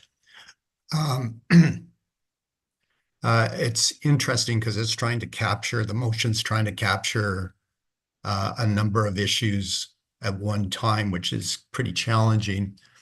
I'll just make a few comments on the motion that may need some better clarity. So first of all, on the non-compliance with the zoning bylaw number 2299, I'm not convinced that it doesn't comply in absence of the variances with zoning bylaw 2299. I'm not sure. I believe that, however, that it is not compliant with the Revelstoke Station Heritage Conservation Area Guidelines. So the second part on the motion that the applicant be directed for a revised proposal for a certain number of deficiencies, I generally agree with that. That aspect. And then the third part, I think is important, but is almost something that should be done before us even considering this. And I guess that was what I was kind of getting at, that this be reviewed with those things before further consideration. And I think that's something we're struggling with right now. I'll make a couple other comments just on that third item with compliance. So the two anomalies that I saw, I already mentioned with the Heritage Commission, the lack of guidance, I think is important. So that at the very minimum, I think it needs to go back to the Heritage Commission with good guidance. And then the second part at the Advisory Planning Commission, I did take the opportunity to listen. I attended at that in the audience at that meeting, and there was two things that stood out to me at the APC. One was the resolution coming back to council was felt like a compromise, but it was grabbing the issues of parking, heritage, the aesthetics, a whole bunch of things. And the sense that I got, and it's just a sense, that the majority, if not everyone there, was uneasy about different aspects, but they had different lenses. And it seemed to me that they probably should have looked at specific items like parking, aside from the heritage parts and those things. The other anomaly that happened there is when the motion was on the table at the Advisory Planning Commission, the developer actually did interject and also entered in the debate of that and spoke at length. And I remember thinking very distinctly that that was inappropriate. So that created some concerns with me. So those are just some comments. I think the motion as it's written needs some tweaking. We're going to have a struggle of doing that here, of, you know, whether it's amendments. And I'm almost wondering if this should be referred back to staff to unpack it a little bit and come back to council with some of the comments, maybe even at a committee of the whole, because there is quite a few different issues. Thank you, Mayor Lucio. Thank you, Councillor Palmer. Councillor Sherry, did you have a comment? Yeah, I got a bunch, but yeah. Wait a minute here. All right. Does anybody else have a chance? Unload, I guess. Councillor Savenhurst, then Councillor Devlin. I'm just wondering if, through the chair, my comment is, I'm just wondering if we've gone full circle, going back to the original recommendation from staff, looking at the three issues: the parking, the character, and the zoning use. I don't think the zoning use is debatable. I mean, based on the history of this building, if my knowledge is correct, it started back in the 1850s as a McCarty house, and at that time it was used as a boarding house. So I don't really see the use over the course of time being changed. I mean, obviously we've had some laws and whatever happened in that time. The two main issues for me would be the parking and the character. But having heard what staff have said, I believe that that's something that would be a source of a conversation between the developer and staff. So I think we've just gone full circle with this motion that's been introduced. So thank you.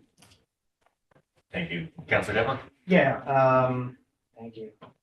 I guess my comments are, for possibly the first time in history, I actually agree entirely with Councillor Palmer on this one. I appreciate that it was done on purpose and it meets national guidelines for heritage design, but we have our own guidelines for heritage design, and I think it's pretty undebatable that the proposed addition does not meet those. So I think I would certainly not be in support of the original proposed design. That would have to come back. My issues with the motion on the table are mostly language dependent, I guess. It's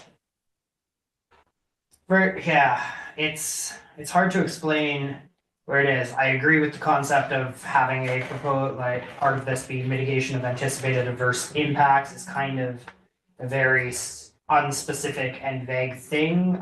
If we look at the public information session and the comments after, there's a lot of comments from the applicant about how they're trying to mitigate those impacts that were brought up. And a lot of that is very good. For example, I could go through it, I guess, but I'm kind of rambling now at this point. I don't necessarily see the language of provision of adequate off-street parking and loading spaces to meet the requirements of zoning bylaw number 2299 as their variance. So I think we would just be denying the variance. I don't know if that needs to be part. It feels like if they were then to take this, bring this back, we would be telling them they can't request a variance, which seems kind of shoehorny to me. So there's a little bit of language here that I think needs to be shored up a bit, but in general, I'm supportive of what's being said here, just based on the design. That's my comment. Thank you, Councillor Devlin. My thought with the reduction in the overall size and scale of development to ensure compatibility with the heritage values of the Party House and the neighborhood is too vague. And I feel like we as council should give more direction to this development if we're wanting them to revise their proposal. We could ask for it to be in line with the residential character of the heritage homes and the pitched roof if we're looking to go that direction. But I think as it's worded now, it leaves it really vague and it might not come back in a way that we would like it to. Councillor Cherry and then Councillor Palmer. I'm just gonna make a quick interjection here. As I look at this photo behind my cohorts here, all I see are flat pitched roofs along Mackenzie. up until this house. So is the goal with this change here to have a steep pitched roof? Because I don't see anything that states that. I can read it if you want. No, I know what the bylaws say, I wrote. This says, I think the goal is to follow the bylaws. It does say that. sorry, the guiding policy for residential development. But again, it doesn't adequately take into consideration any of the C zoning.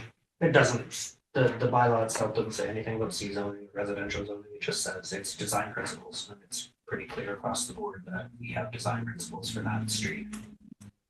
So there's nothing in that document that differentiates between residential and commercial, it just says this is what the design is taken look at, it was adopted.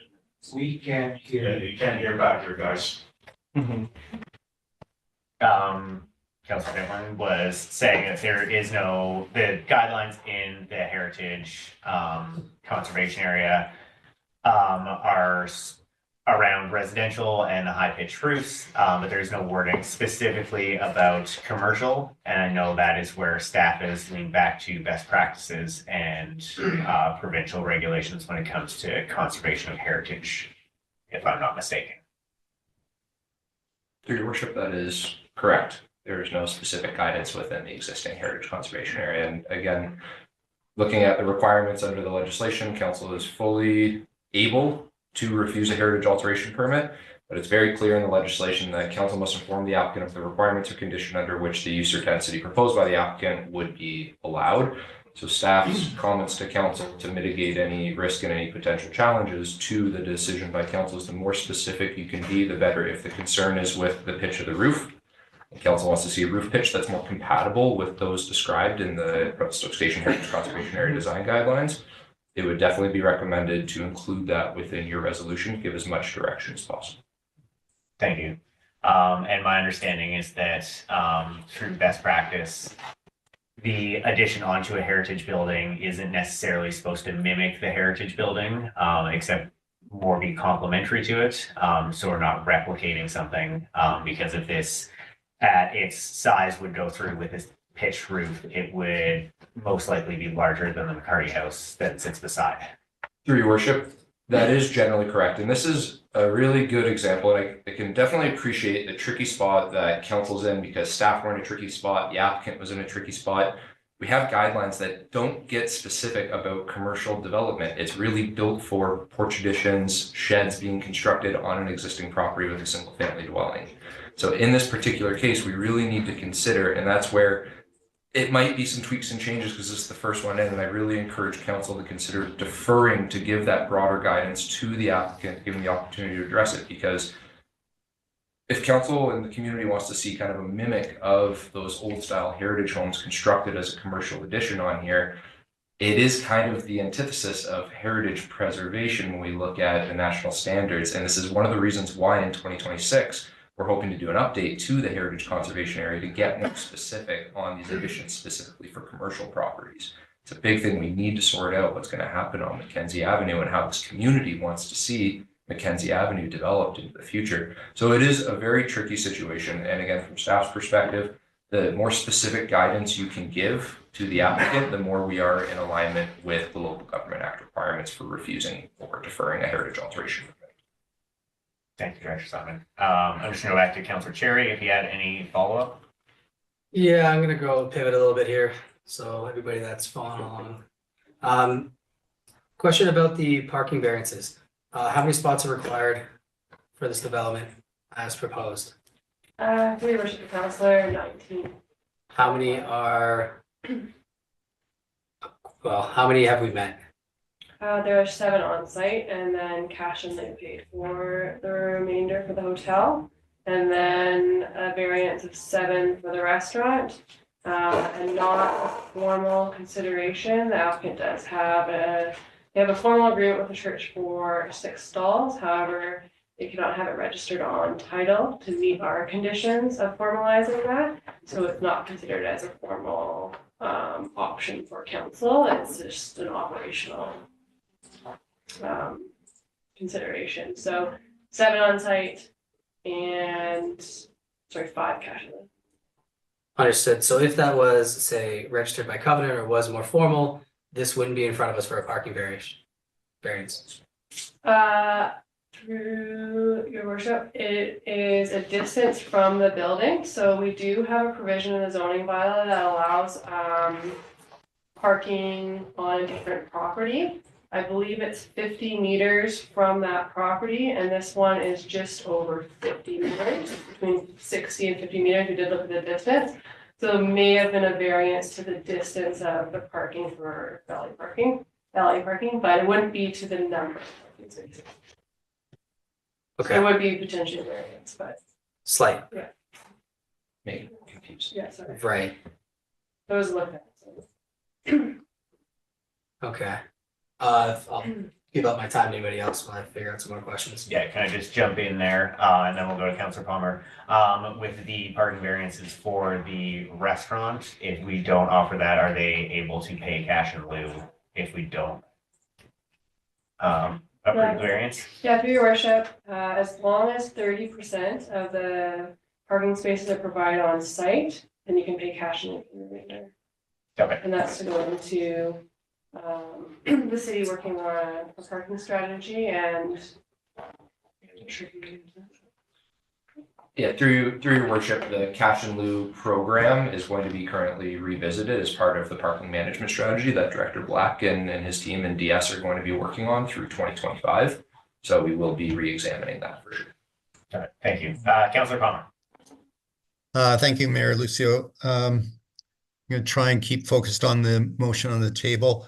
There was comments about the flat roofs, other buildings, so notably there's apartment block in the Catholic Church. Those are, I think, pretty clearly to those in the community that have the historic continuity with the intent and spirit behind the heritage protection area, that those are the kind of buildings that area was, those guidelines were put into place was to prevent that kind of construction and the kind of construction that's here. Then on the parking, I think I could go diving into the parking quite a bit. I think we're dealing with sort of a broader perspective. Ultimately, there's things we can do with we can do variances, or we can choose not to do variances. And we already know there's lots of problems with our parking stuff. I would caution that we should not in any form on this particular be looking at other decisions the council has made. It's been parking decisions have been inconsistent, ad hoc, and always problematic. That's part of the problem, and that's why it's on the planning's to-do list to address those parking things. We should be looking at the parking when we look at that for this particular application, should be on the merits of the application and how it's impacting the community, and shouldn't be based on any other developments that we should be looking specifically on that, and that would be consistent with what we've done in the past. So Mayor Lucio, because I really think we're going to struggle with actually getting anything finalized here. I'm contemplating a motion that this motion be referred to a committee of the whole meeting for clarifications of issues on the development regarding variance, heritage protection, and use. Those are the three aspects that the planner had highlighted, and I think we need to have clearer understanding. I know I won't be in support of moving ahead with this application right now. I think there's enough problems, so it's my opinion that it does need to go back to certain areas, and we as council need a better understanding of what we can do and not do. And I think there's some interpretation differences there that we may need legal opinion on. Thank you, Councillor Palmer. Councillor Stapehurst. Thank you. If I'm understanding Councillor Palmer's correctly, I believe the next reasonable course of action for council to take is to vote on the motion that's on the table as it sits, and then if we want to make a motion after that to defer it to a committee of the whole or whatever, then we can have that discussion at the time, but that's maybe a question through the chair to Ms. Floyd to just point of clarity on that. Would that be, is that correct in my understanding, or? Through your worship to Councillor Stavenhurst, no, if you vote on this motion and it fails, it's defeated. You Okay. can't defer it. So Councillor Palmer's right. You would want to defer it at this point if you want to do this motion. I've got tons of questions still. We'll go back around the table. Councillor Orlando, Devlin, and then Terry.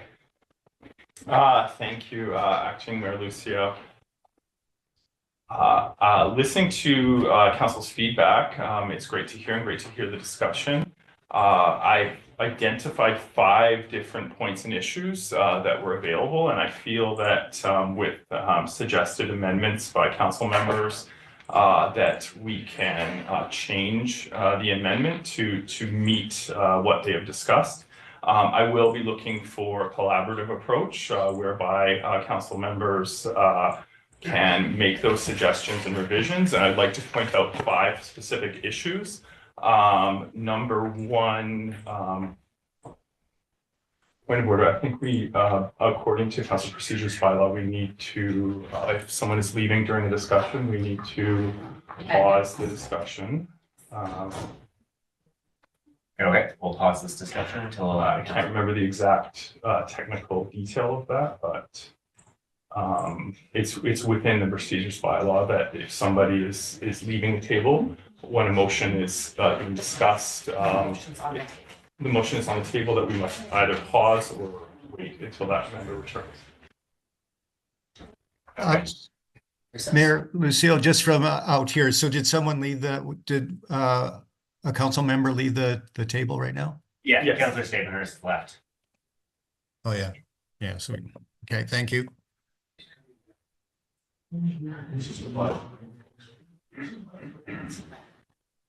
You got any Good timing, music or anything you put on? I do, probably, yes. We can ask for one. Point of privilege, can we get a 5 or 10 minute recess here? Yeah, we'll pause this and come back in 5 minutes. Thanks. Paul, would you mind leaving? I think we need to have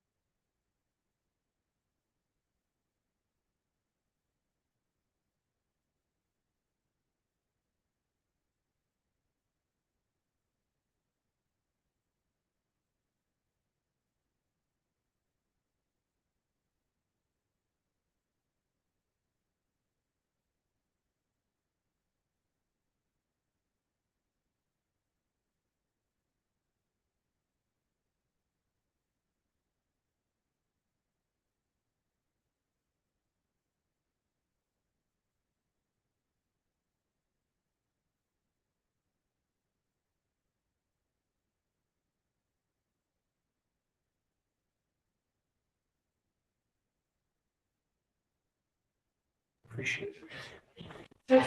Ms. Delasel, we are back and ready. Certainly, one moment. Thank you. We'll move, can I ask the gallery to quiet down, please? Thank you very much. Councilor Orlando. Yeah, thank you, Acting Mayor Lucio. I do appreciate it. So just starting from the start again, listening to council members' feedback, I hear 5 main issues with what is presented ahead of us. Number 1 is wording in section 1 regarding non-compliance. The wording there is intended to mean that it requires variance. It's not that it isn't, it certainly is not alluding at all, and it was not part of my consideration, the actual zoning of it. So if councilors are amenable to a revision that would change that to make it more, to be more comfortable with that, I'm happy to entertain a friendly motion. Second point that I heard in feedback was regarding mitigation, that mitigation wording was too general, and this looks down to section, where are we at here?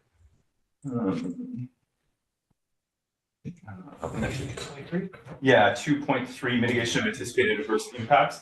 Again, same thing. The strategy in putting forth a resolution with more general wording is to arrive at more specific wording if that is the will of council. I do not, however, feel it's necessarily necessary. However, council members may feel it's optimal. So I'm happy to hear those recommendations. The third point I heard is regarding point 3 of the resolution, that it be put through applicable heritage zoning and community guidelines before further consideration by council. Listening to Councillor Palmer's feedback, one thing I would like to, I would be more than happy to entertain if Councillor Palmer or any other councillors willing to, is to add external heritage review. Certainly part of the discussion formed questions of massing and other interpretable areas of the conservation bylaw and what that means. So an external review would provide guidance prior to it coming back to council, if this is if the council chooses to adopt this motion. And then 2 other points that have the same answer, which is regarding reductions in overall size or regarding references to steep pitched roof. For those 2 sections, one possible solution is to add Revelstoke Station Heritage Conservation Area guidelines to those reservations, or to those sections of the resolution. For example, mitigation of anticipated adverse impacts, or reduction of overall size, et cetera, and add according to Revelstoke Station Heritage Conservation Area guidelines. Thank you, Councillor Orlando. Councillor Dillon, do you have a comment? If I did, I lost it. Okay. Councillor Jerry. I don't know what's in front of us. So Sorry. Now, do you? is this what's in front of us, or has it been changed with everything was just said? I thought it was, I thought you were looking for a friendly amendment. As I moved the motion, friendly amendments would likely come from council members who would make that amendment. And I'm responding to comments from individual council members and leaving it open for them. So for example, if the question is about the mitigation of impacts being too general, what specific mitigation of impacts would council members like to see if they feel that's too general? So as it stands right now, since there have been no friendly amendments, we still have what is up on the screen. Councillor Palmer. Thank you, Mayor Lucio. As a seconder, I won't be entertaining any friendly amendments. It'll have to be a formal amendment. I know it's just a technicality. That's probably what people meant. But if somebody wants to put a motion to amend, it should be a formal motion, seconded and debated. Thank you.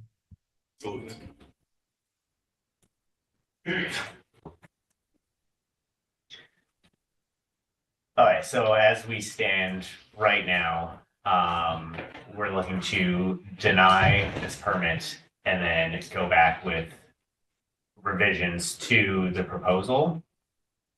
Sorry, Councilor Palmer, I see your hand up again. Yeah, so just short of making that, I was suggesting, and maybe there's some other idea. I'm not going to formally put this motion on the table, but I'm very close to entertaining putting the motion that this motion be referred to the committee of whole meeting for clarification of issues of variance, heritage, and use prior to further consideration.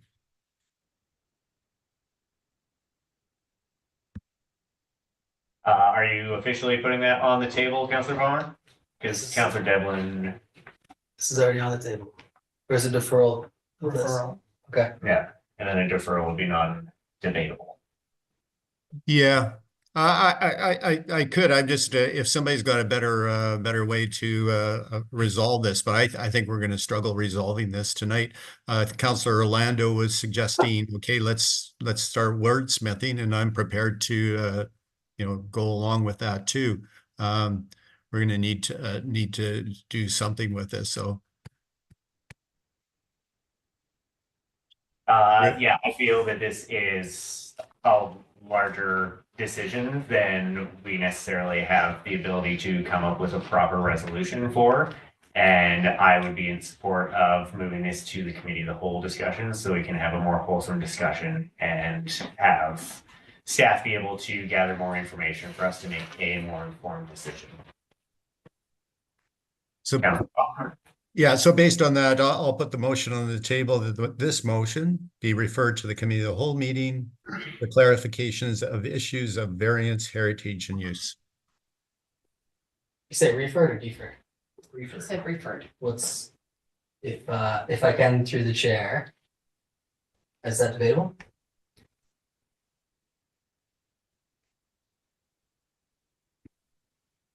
So that motion's on the table. Is there a second?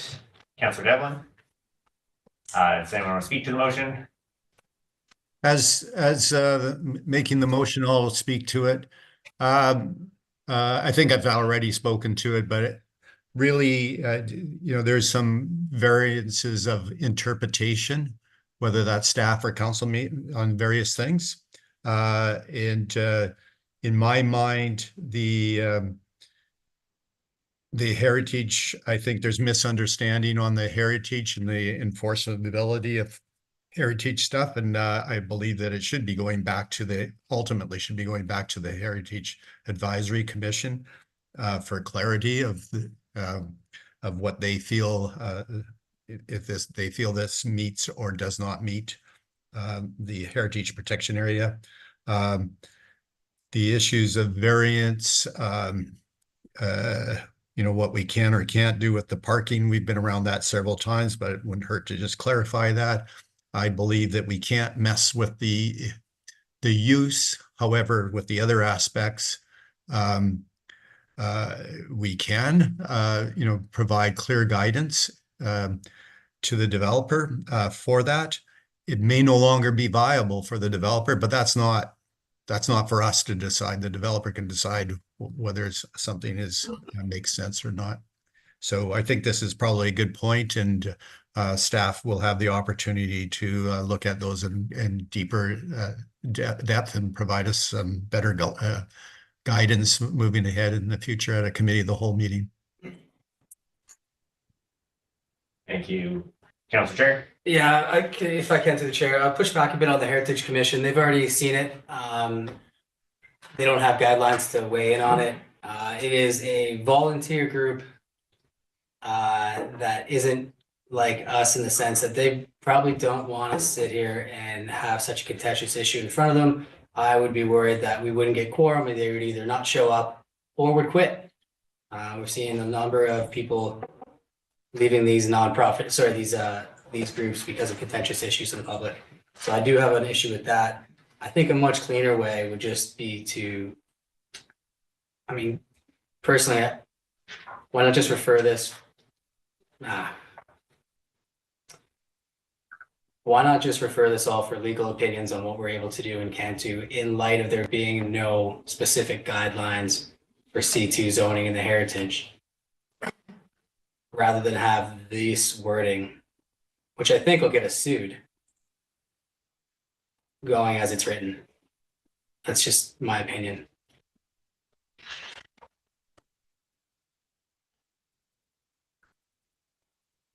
Councillor Palmer, I see your hand up. You're muted. Comment on the, when we start legal stuff, we should be going in camera, not be making comments in a public meeting. On the issue with the Heritage Advisory Commission, I think those people are actually quite willing to grapple with contentious issues, or else they wouldn't even be on that in the first place. And just for clarification, they felt they did not have adequate guidance. So I think they need to have better guidance so they can provide council with better directions on our decision making. Thank you. Thank you. Any other comments from councillors? Councillor Orlando? Acting Mayor Lucio, thank you. Just a point for clarification, a question for clarification. So we had a motion as read on the table, subsequent discussion. This was seconded for discussion. Now, the additional motion is that we're discussing right now is to refer to committee of the whole for further discussion. Is that just for clarity? I want to make sure that that is what we are discussing right now. Yes, the motion was that this motion, being your motion, be referred to committee of the whole for clarification of issues regarding variances, heritage, and use. Thank you. I do appreciate it. And if I may, Acting Mayor Lucio, just a brief comment is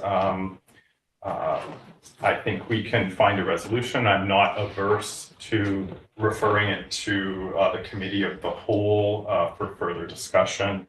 I came here to fish, not cut bait, ready to go. But if council is not sure about the direction to take and would like further advice and would like to find a way forward, then I'm also happy to support that resolution.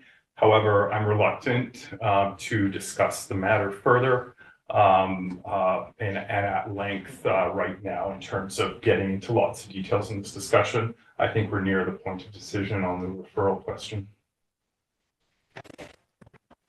I agree. Councillor Cherry. Yeah. For clarification, is it better to send this as it's written to the committee of the whole, or send the application to the committee of the whole? And if we're just sending this, are we only able to talk about what's in front of us and the motion being those 3 items, or the application itself? Yeah. Through the acting mayor to Councillor Cherry, I believe that this motion is linked directly with the application, so both would have to go to committee of the whole. Okay. Yes. And further to that, remember, committee of the whole is for discussion only. Yeah. Right? You're not going to be making a decision on that day, but you can certainly discuss the application and this motion. In camera or not in camera, it's just discussion only, just a reminder. Thank you. Thank you. Any other comments around the table, or should I call the question? Call the question. Councillor Stapenhurst. Just for clarity, Calling the question on the referral to committee of the whole. Perfect, thank you.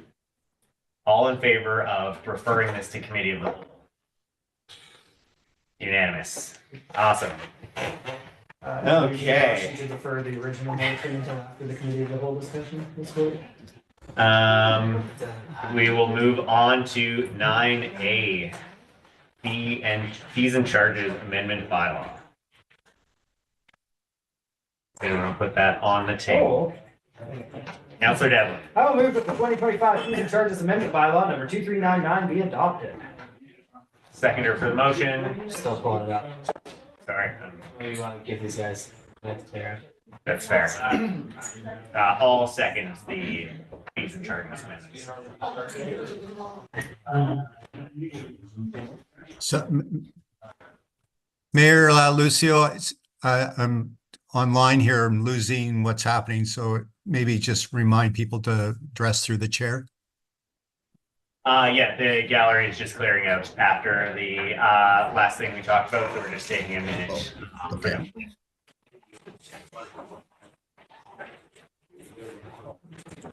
You good? Yeah, pop that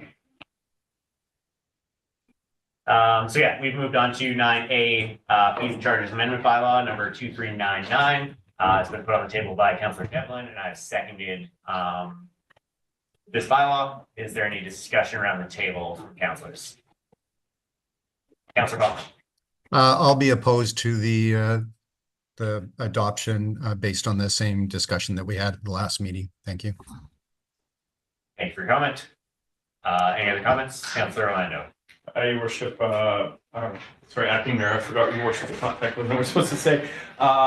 Just for my memory, if I may, through the chair, ask Councilor Palmer for a reminder on the issues that were discussed last time.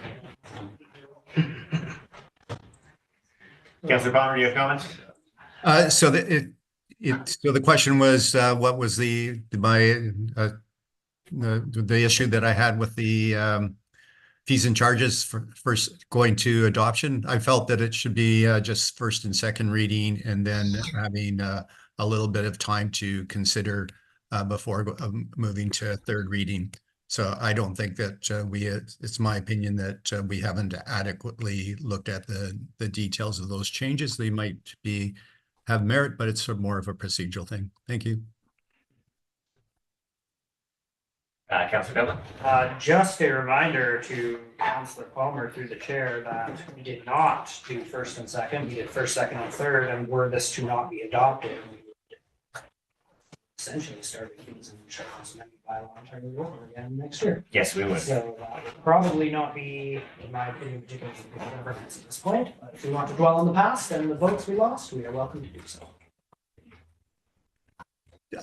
Just through to the mayor, the audio's, I don't know if it's my computer or if it's just in general. Some of the discussion isn't coming clear. It might not be clear for those online.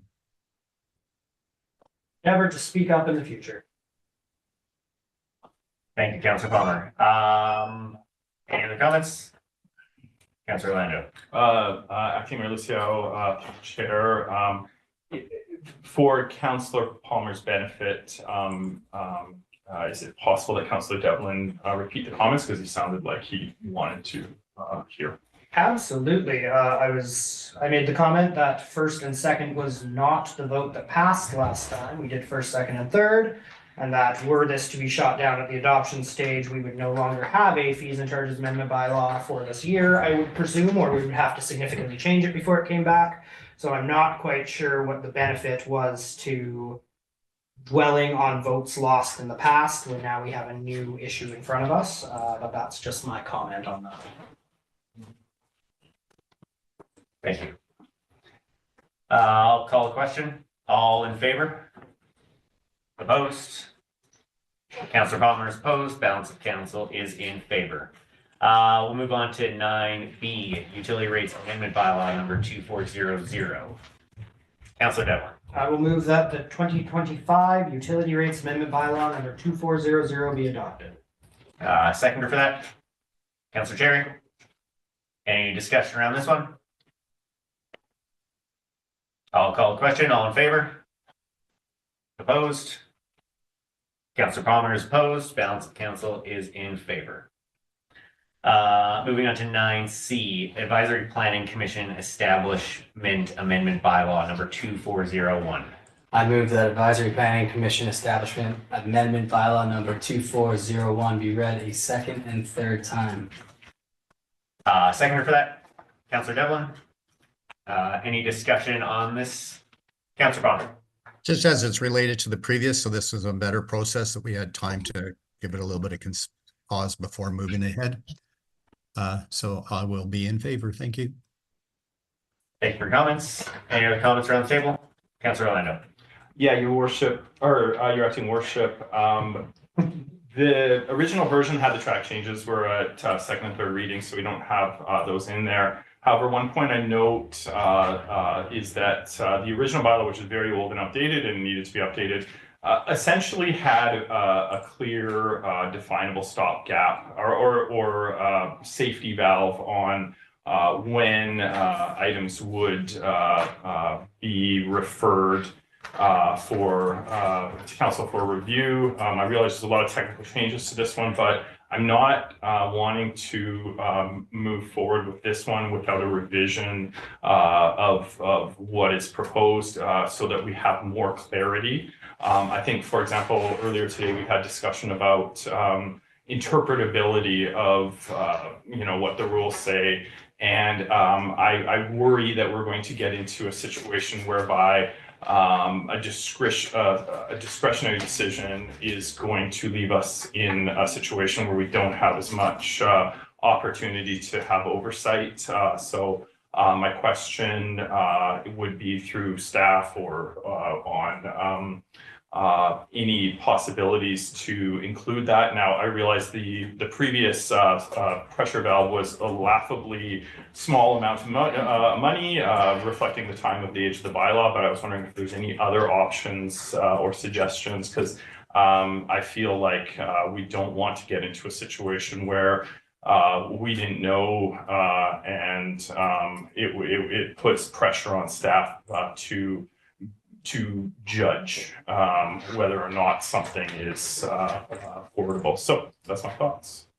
If I can comment on that, the change in terms of reference will allow us to send it back to them anytime we want as council, negating that, what was it, $25,000? Some crazy low amount, 250.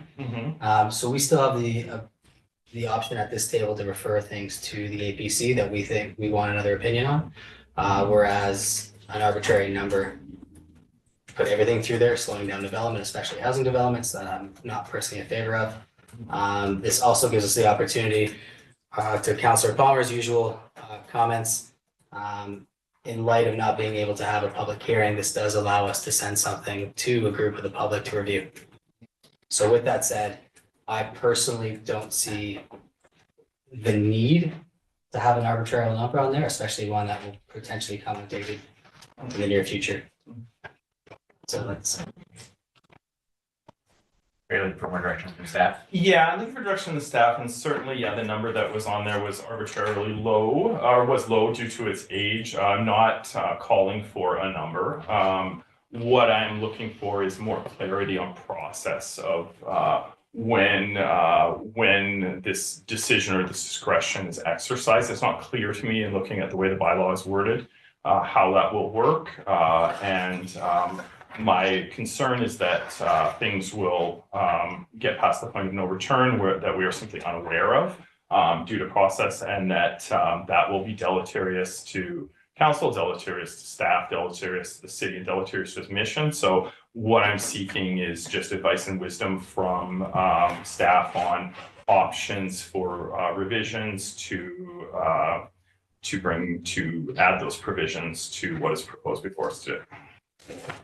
Acting Mayor Lucio, Councilor Orlando. So staff certainly would not recommend a dollar amount. Dollar amount is incredibly, it seems like it should be good, but it's not. Someone comes in, I got a good deal on materials from my buddy and it was less, and I'm going to be putting some sweat equity into it, so my construction value is less than what it would otherwise be. So it's really challenging to get a firm way to calculate construction value, especially when you're looking at more complex projects. An important thing to note, we already have development permits as an example, and some minor development variance permits that are delegated to staff to make a decision.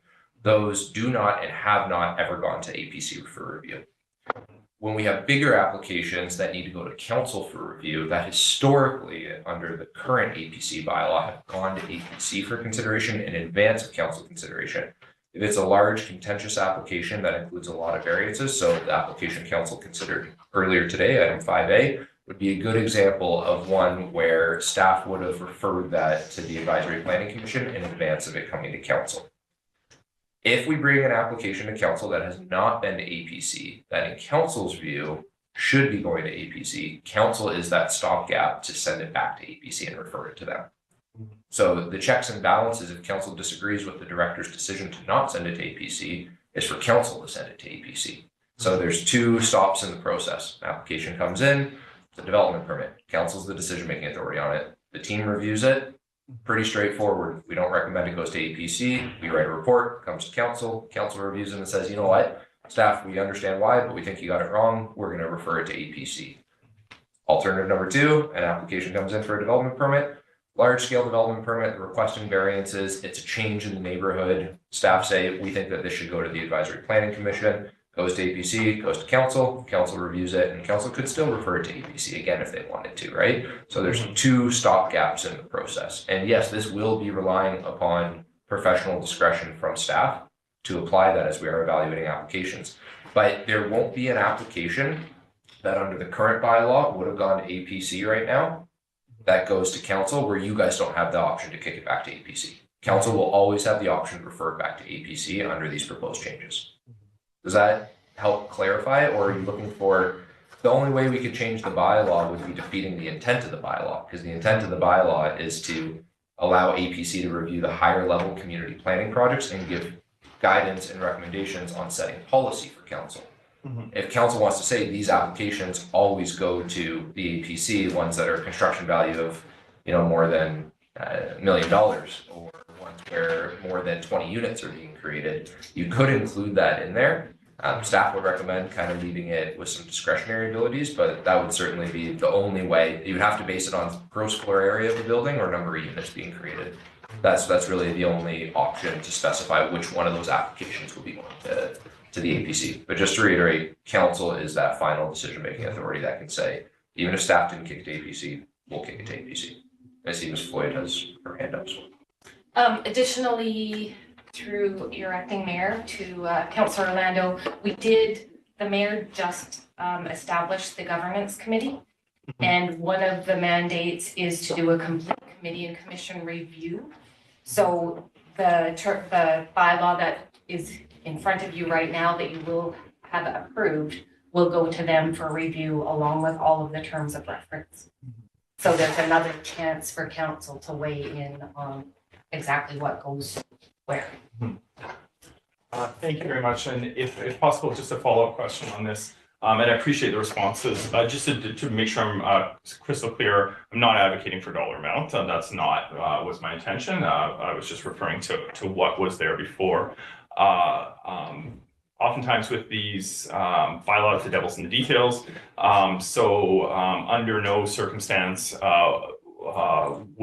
is there application that would be referred to APC that would not come to council. So for example, we established a delegation bylaw, which in fact has a dollar amount attached to it years ago, and those sort of go around the council table based on, for example, the scenario that Mr. Simon discussed, somebody saying, well, this is, a good deal and we did it this way. So I'm seeking reassurance that there is no scenario where something that would have gone to the APC is not going to go to the APC. All of them will be coming to council, and council always have the option to refer those applications to APC for further decisions. Through acting mayor Lucio, just so I'm understanding the clarity that Councilor Orlando is seeking, you're trying to understand if there's an application that right now would have gone to APC that under this change would not go to APC. So under this change, no current planning applications, generally speaking, would go to APC unless the director applies their discretion for it to go or council applies their discretion for it to go. Current delegated permits under our delegated bylaw do not go to APC currently and will not go to APC after this bylaw change. We are trying to get the APC to focus on setting community planning policy and working with staff and council to do so, changing their mandate a little bit. And then as a secondary role for APC, those big contentious applications at the discretion of staff or council, and council is that final link in the chain to say, yeah, you know what, APC hasn't seen it yet, we want them to see it now. we're gonna refer it to APC. So there will always be the option for applications that council is considering to refer to APC, even if staff have not sent it to APC. Is that getting the clarity that you're looking for? I just want to make sure we're clear on the delegated permits that currently don't and will not in the future go to APC, and the council decision permits that there will always be the option for council to refer to APC. Okay, sure, yeah. And it's maybe, thank you very much for that. Just for everyone's clarity, anything that would have gone to the APC, currently goes to the APC, will come to council now, and council always has the option to refer to APC. Yes, that is correct. Okay, thank you so much, I appreciate it. So directing there. I think, yeah, I just think there's a bit of a miscommunication there. It sounds like it got fixed, but you mentioned the delegation bylaw and something that happened, Councilor Lando, that happened in the past are we allowed to say it? It's no longer there? I'm not referring to anything in the past, I'm referring to bylaws that are on our books and rules that are on our books, and I'm seeking to understand what is before us today. Okay. Let's leave it at that then. I'm gonna call the question on second and third reading. All in favor? Opposed? Unanimous. We'll move on to 9D, zoning amendment bylaw number 2403. Anyone want to put that on the table, or is there a presentation from staff? Directing there, Lucio, no presentation from staff. Thank you. Councilor Palmer. My apologies. I gotta get the report back again. I'll move that zoning amendment bylaw number 2403 be read a first and second time. Is there a seconder for that? I'll second it. Any discussion around the table?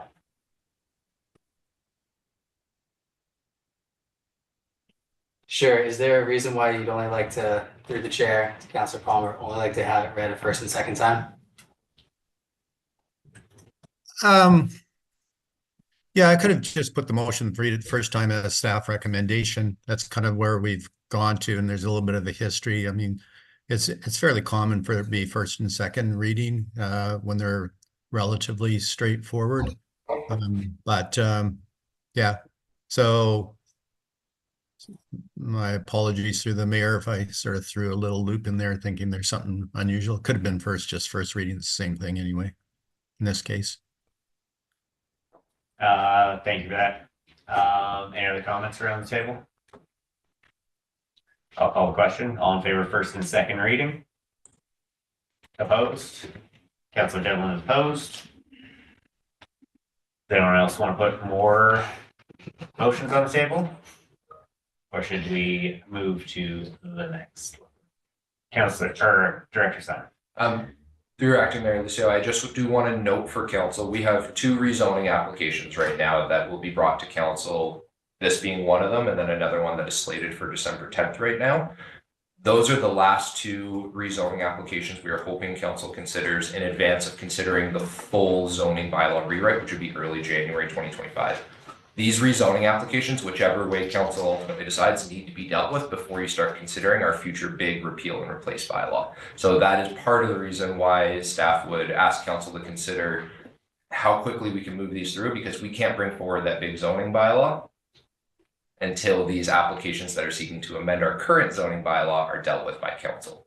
Does that make sense from a process perspective? It gets really messy when we do these big repeal replace bylaws. When we have bylaws that are looking to amend the bylaw that we're seeking to repeal and replace. Yes. Any questions regarding that around the table? Councilor Palmer. Thank you, Mayor Lucio, through to the department head. So on this particular one, so I'm understanding staff would like it to get it through. I'm always in favor of sort of holding off for a little bit unless there's some real compelling reason. If this was for third and final at the next meeting, is that creating any real hardship particularly or not? Through Acting Mayor Lucio, not with this application, but you will see the one, and I know it's not on the table today, but I just wanted to make sure council is aware of how close we are getting to this big repeal and replace bylaw. And it can't be on the table until council has dealt with all the rezonings that we kind of have in the queue. And applications we've received right now, they won't be coming to council for consideration until this repeal and replace bylaw is done with. So for this particular application, it's not a big deal from a process perspective if it goes under the 10th, but council will be considering another rezoning application. And if that one is deferred, then it pushes the whole zoning bylaw project back potentially. So I just wanted to make sure council's aware of that. And through the mayor, so just, and then clarity, there's another one coming next meeting. And that's, the time frames are going to be a little bit tighter from that perspective on that particular one. Through Acting Mayor Lucio, that is correct. And again, council's discretion if they want to consider that application over a couple meetings. But just for council to be aware that we have to deal with those before we bring forward the repeal and replace. So it does push that repeal and replace back. Thank you. Could push it back. Yes. Councillor Staples, do you have a comment? No, I'll refrain this time, thank you. Okay, I think we'll move on to 11A, CED, so Tourism Revelstoke's MRDT 1-year tactical plan. Mr. Watmow, do you have a presentation for us? Not a presentation, Mayor Lucio, but happy to speak to the report. Do we want to put it on the table before we ask any questions? Councillor Palmer. I move that the municipal and regional district tax 2025 tactical plan and budget be approved. Second to that, Councillor Devlin. Councillors, are there any questions for the director of CED? Councillor Palmer. Yeah, nothing too much, but we certainly heard from the Tourism Revelstoke, and they're undertaking the bulk of this work, and so I think we have a pretty good sense. So I have high confidence that this is a good plan. Thank you. Thank you, Councillor Palmer. Any other comments around the table? I think it was all spelled out in the package in regards to what Tourism Revelstoke is planning to do, as well as the funding for the Visitor Information Center. I see this as a good direction to be taken with the increased MRDT funds that the city is bringing in.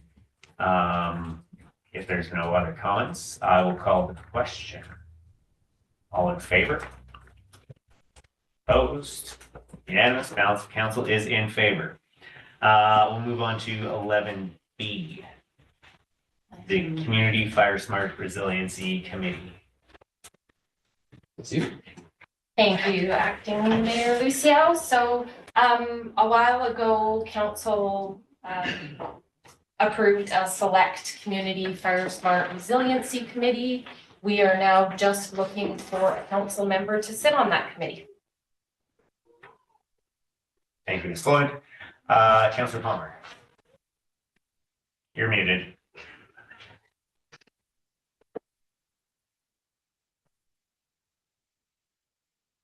One of these days. Charades. Sorry about that. My apologies.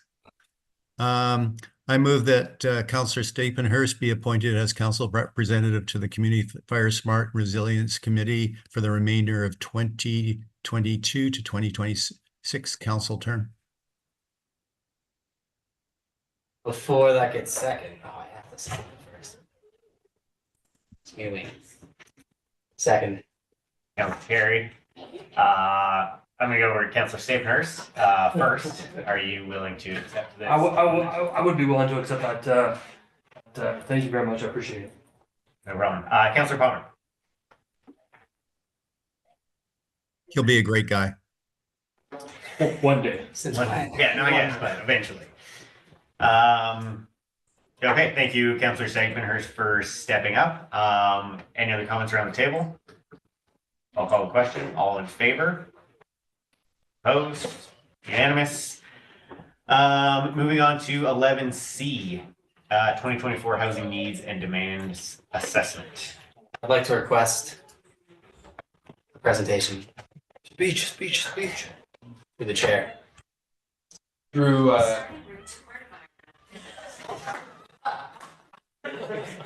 Obviously, someone's checked out from today. through acting mayor Lucia, I do believe we have our consultant on that is here to answer any questions. We don't have a formal presentation, but if council would like, I can give a general overview of what is before you today. Please. That would be great. Through acting mayor Lucia, is it okay if I can hear? Yeah, no, I want you to stand up. Yes. Take the podium. And I see our consultant Darcy has jumped on there. Darcy, thank you for being here. He has just returned from paternity leave, so excellent. So we've been working with Darcy and his team from Urban Systems and Urban Matters to do our provincially mandated interim housing needs assessment, which is due January 1st, 2025. So for these interim housing needs assessments, there's three main components that we need to address within them. And this is very prescriptive coming from the province. It doesn't give us a lot of flexibility. These are the three things we have to address. So we have to look at our anticipated number of housing units over the next 5 and 20 years, which is based on a very prescriptive formula from the province. So going back to 2021, which was the last census year, 21 to 26, we're looking at an additional 814 units. And then between 21 and 2041, an additional 2,367 units. One of the big things that was stark for staff when we saw these numbers is our OCP projections based on the population and housing projection analysis that was done by Rennie Consulting as part of the OCP shows 1,219 units. So almost a doubling based on what the province has provided as prescriptive housing count formulas. And one of the key things to keep in mind there, and I know I spoke with Mr. Black from an infrastructure perspective, his comment was, are they going to give us all this money to upgrade our infrastructure to meet that ultimate demand? One of the big things is the demand buffer. So we got about 750 units in there as a demand buffer, which again is a provincial prescriptive calculation that we include based on our population in the region, our size, and how much of the regional growth we're going to accommodate. And that is specific to how we would have a healthy housing market in Revelstoke and more broadly across BC. So that's one of the items we have to include in the report. The other one being we need a statement on housing in close proximity to transit. So we do have that in there and you'll notice it in the staff report. And then lastly, and kind of nice for us because we're really proud of the work that council and staff and the community have done on the housing front. There's been a lot of work done in this community over the last few years. And so since our last housing needs assessment in 2018, we have to list all the actions that the city has taken since that time. So that's actually a nice good news story for us. So those are the three items that we need to include within the interim housing needs and demands assessment. There isn't a lot of wiggle room for us in terms of the numbers. And do keep in mind, we're going to have to do another full-blown housing needs assessment, which has 7 items that the province requires us to address by 2028. So I will pass it over to Darcy, if that's okay with you. If there's anything I missed that you think would be relevant for council to be aware of as we consider this housing needs report. Thank you. Can't hear him through the mustache. Sorry, turn the volume up here. Can you hear me okay? Yeah. Great. Thank you for that, introduction. So I'll sort of open it up to any questions. I think Director Simon gave a pretty good overview of the report. As Director Simon mentioned, it is quite a prescriptive process or report process that we had to go through. That being said, happy to answer any questions. Thank you. Me and Director Simon had discussed this document yesterday. I think there should be some information added. I know I can't change the numbers, but in regard to the census population, I understand that's what the numbers are run off. We also have discrepancies between what our census population is versus what our floating population is with the 2 seasons. So I think there might be a little mention that our census numbers aren't necessarily accurate for the population of town. The second area would be the homeless section. It does say that we would require 26 units. When we view solely 100% homeless people, that might be an overestimation, but when we consider the underhoused population, so people living in their vehicles, I think that number is an underestimation of what would be adequate to get those individuals off the street and into a actual resident. So I think another information blurb about that would be relevant to this document.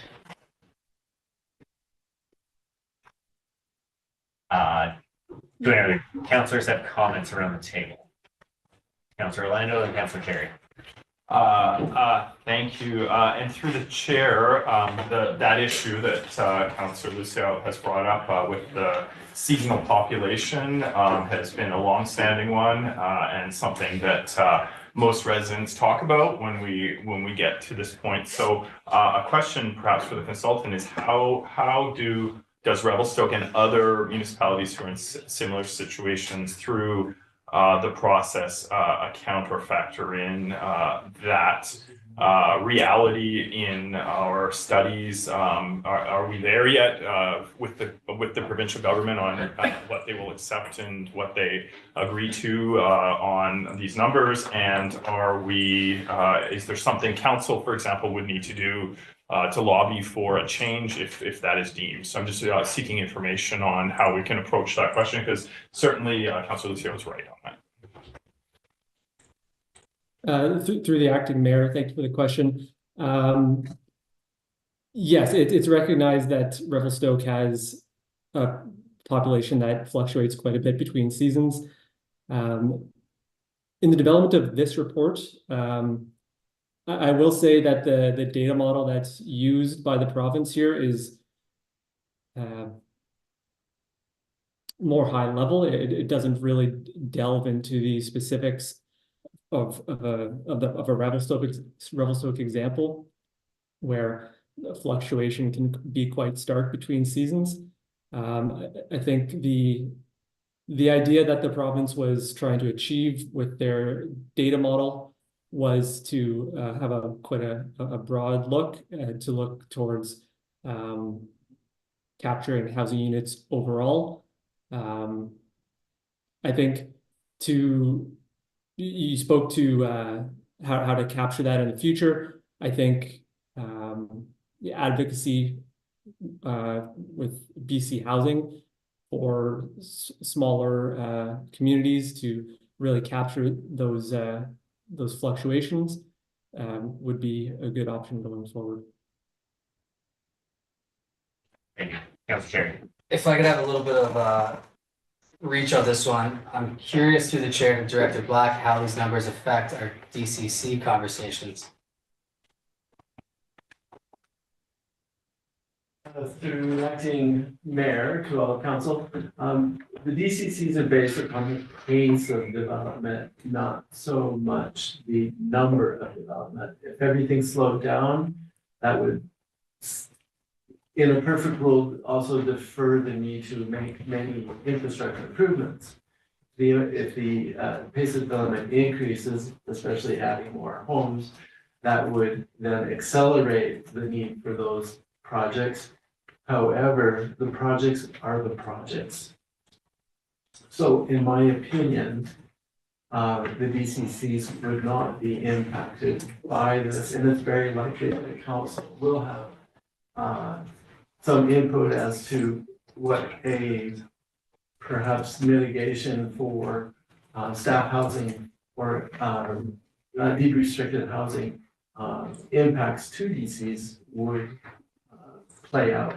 So long answer, short, not too much of an impact to us. Once we bring the DCC bylaw to council, we can have a more fulsome discussion on these nuances of full development, multifamily, et cetera, et cetera. Thank you for that. I appreciate the info. Anything else, Councillor Cherry? Not at the moment. Can we look to put this on the table? Yeah, sure. Oh, Councilor Devlin beat you. Okay, Councilor Jarrett, go for it. I move that the 2024 City of Revelstoke Housing Needs Report prepared by Urban Systems dated November 6, 2024 be approved. For a seconder for that, Yeah. Councilor Stapenhurst. I just have a question to Director Simon. When it comes to the information that would be added to that, would you like that to come through a recommendation from council? To acting Mayor Lucio, it probably would be best just for record keeping, and I want to see if Ms. Floyd agrees. If council is generally comfortable with the report and you're approving it subject to a couple blurbs being added, I think we should be on side from a resolution perspective, if that's okay. It sounds like it's pretty minor kind of context statements being added in, not really anything that's going to impact the content of the findings necessarily. I think it should be detailed in the resolution though. I believe so. I think that would be better for council. Or maybe a subsequent resolution. Yeah, should we vote on this one and then? Sure. Resolution. Okay, is there any comments on this before we vote on it? Okay, I'll call the question. All in favor? Opposed? Unanimous. I will look to put a recommendation on that, an information regarding our census population versus our fluctuating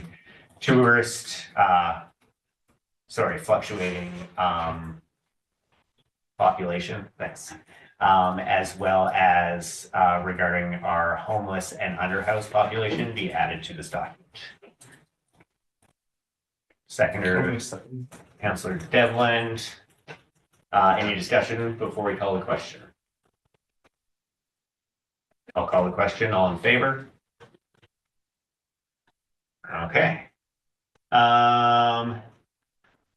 Moving on to 11D, Online Accommodation Platform Tactical Plan 1.8 Appendix. Does anyone want to put this all on the table? Councilor Palmer?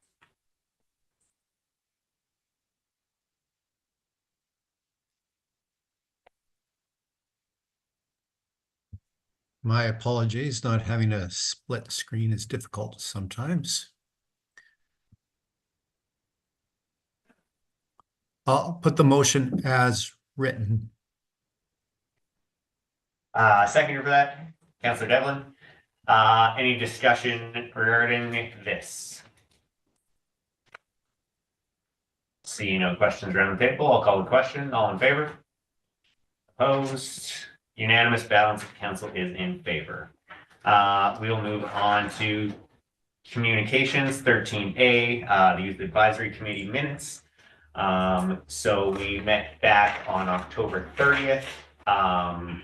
We had the youth liaison report from Ainsley, discussing what she has done with youth, as well as what she plans to do moving forward throughout the winter time.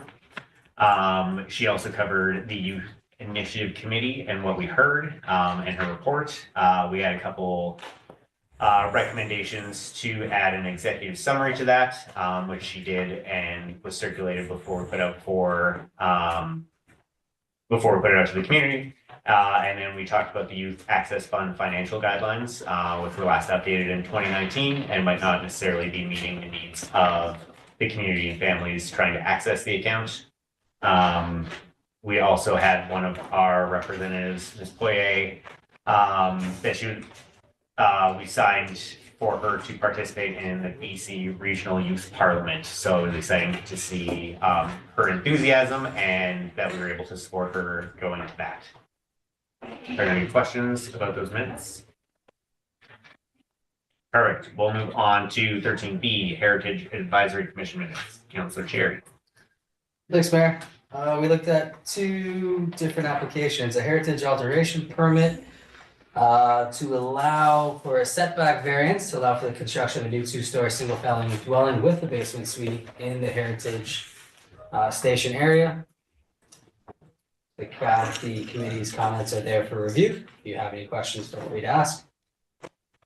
We also looked at an alteration permit just behind this building on Orton for a renovation. This one, again, if you were to look at our bylaws, it doesn't quite meet our station area bylaws, but ultimately will be coming to council for us to consider. Thanks for Again, that. if you have any questions, feel free, or the comments are there from the commission to review. Thank you very much. We'll move on to C, Revelstoke and Area B Economic Development Commission minutes. Councilor Lynn. Thank you, to the chair. Really briefly, these are minutes from the November 13th Economic Development Commission minutes. Ms. Moffett updated on the many grant applications and other plans she's working on. There was a presentation on a delegation or a visit to the airport. There was also a presentation with staff on a tour of Mass Timber Showcase, exploring opportunities in that sector for the community. We discussed the Reddit grant application for an ongoing application process that we discussed before. And then some other ongoing updates, including it on data project ideas. And there was discussion on air quality and transactions as a result of wildfires and options for dealing with that issue. And we're also, I don't think it's on here, but we're also doing just an update project on membership to better communicate who's who. And it's a reminder to me that I need to get that profile done. Thank you very much. We'll move on to 13D. This was a letter from the Ministry of Energy, Mines, and Low Carbon Initiatives regarding our UDCM meeting. And following up on that, I'd like to thank them for the letter, and we will look into the link that they had sent along for our clarification. Ms. Delzell, are there any questions from the press?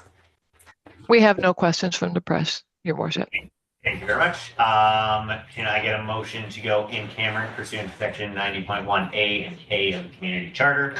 Councilor Devlin, seconded by Councilor Stapenhurst.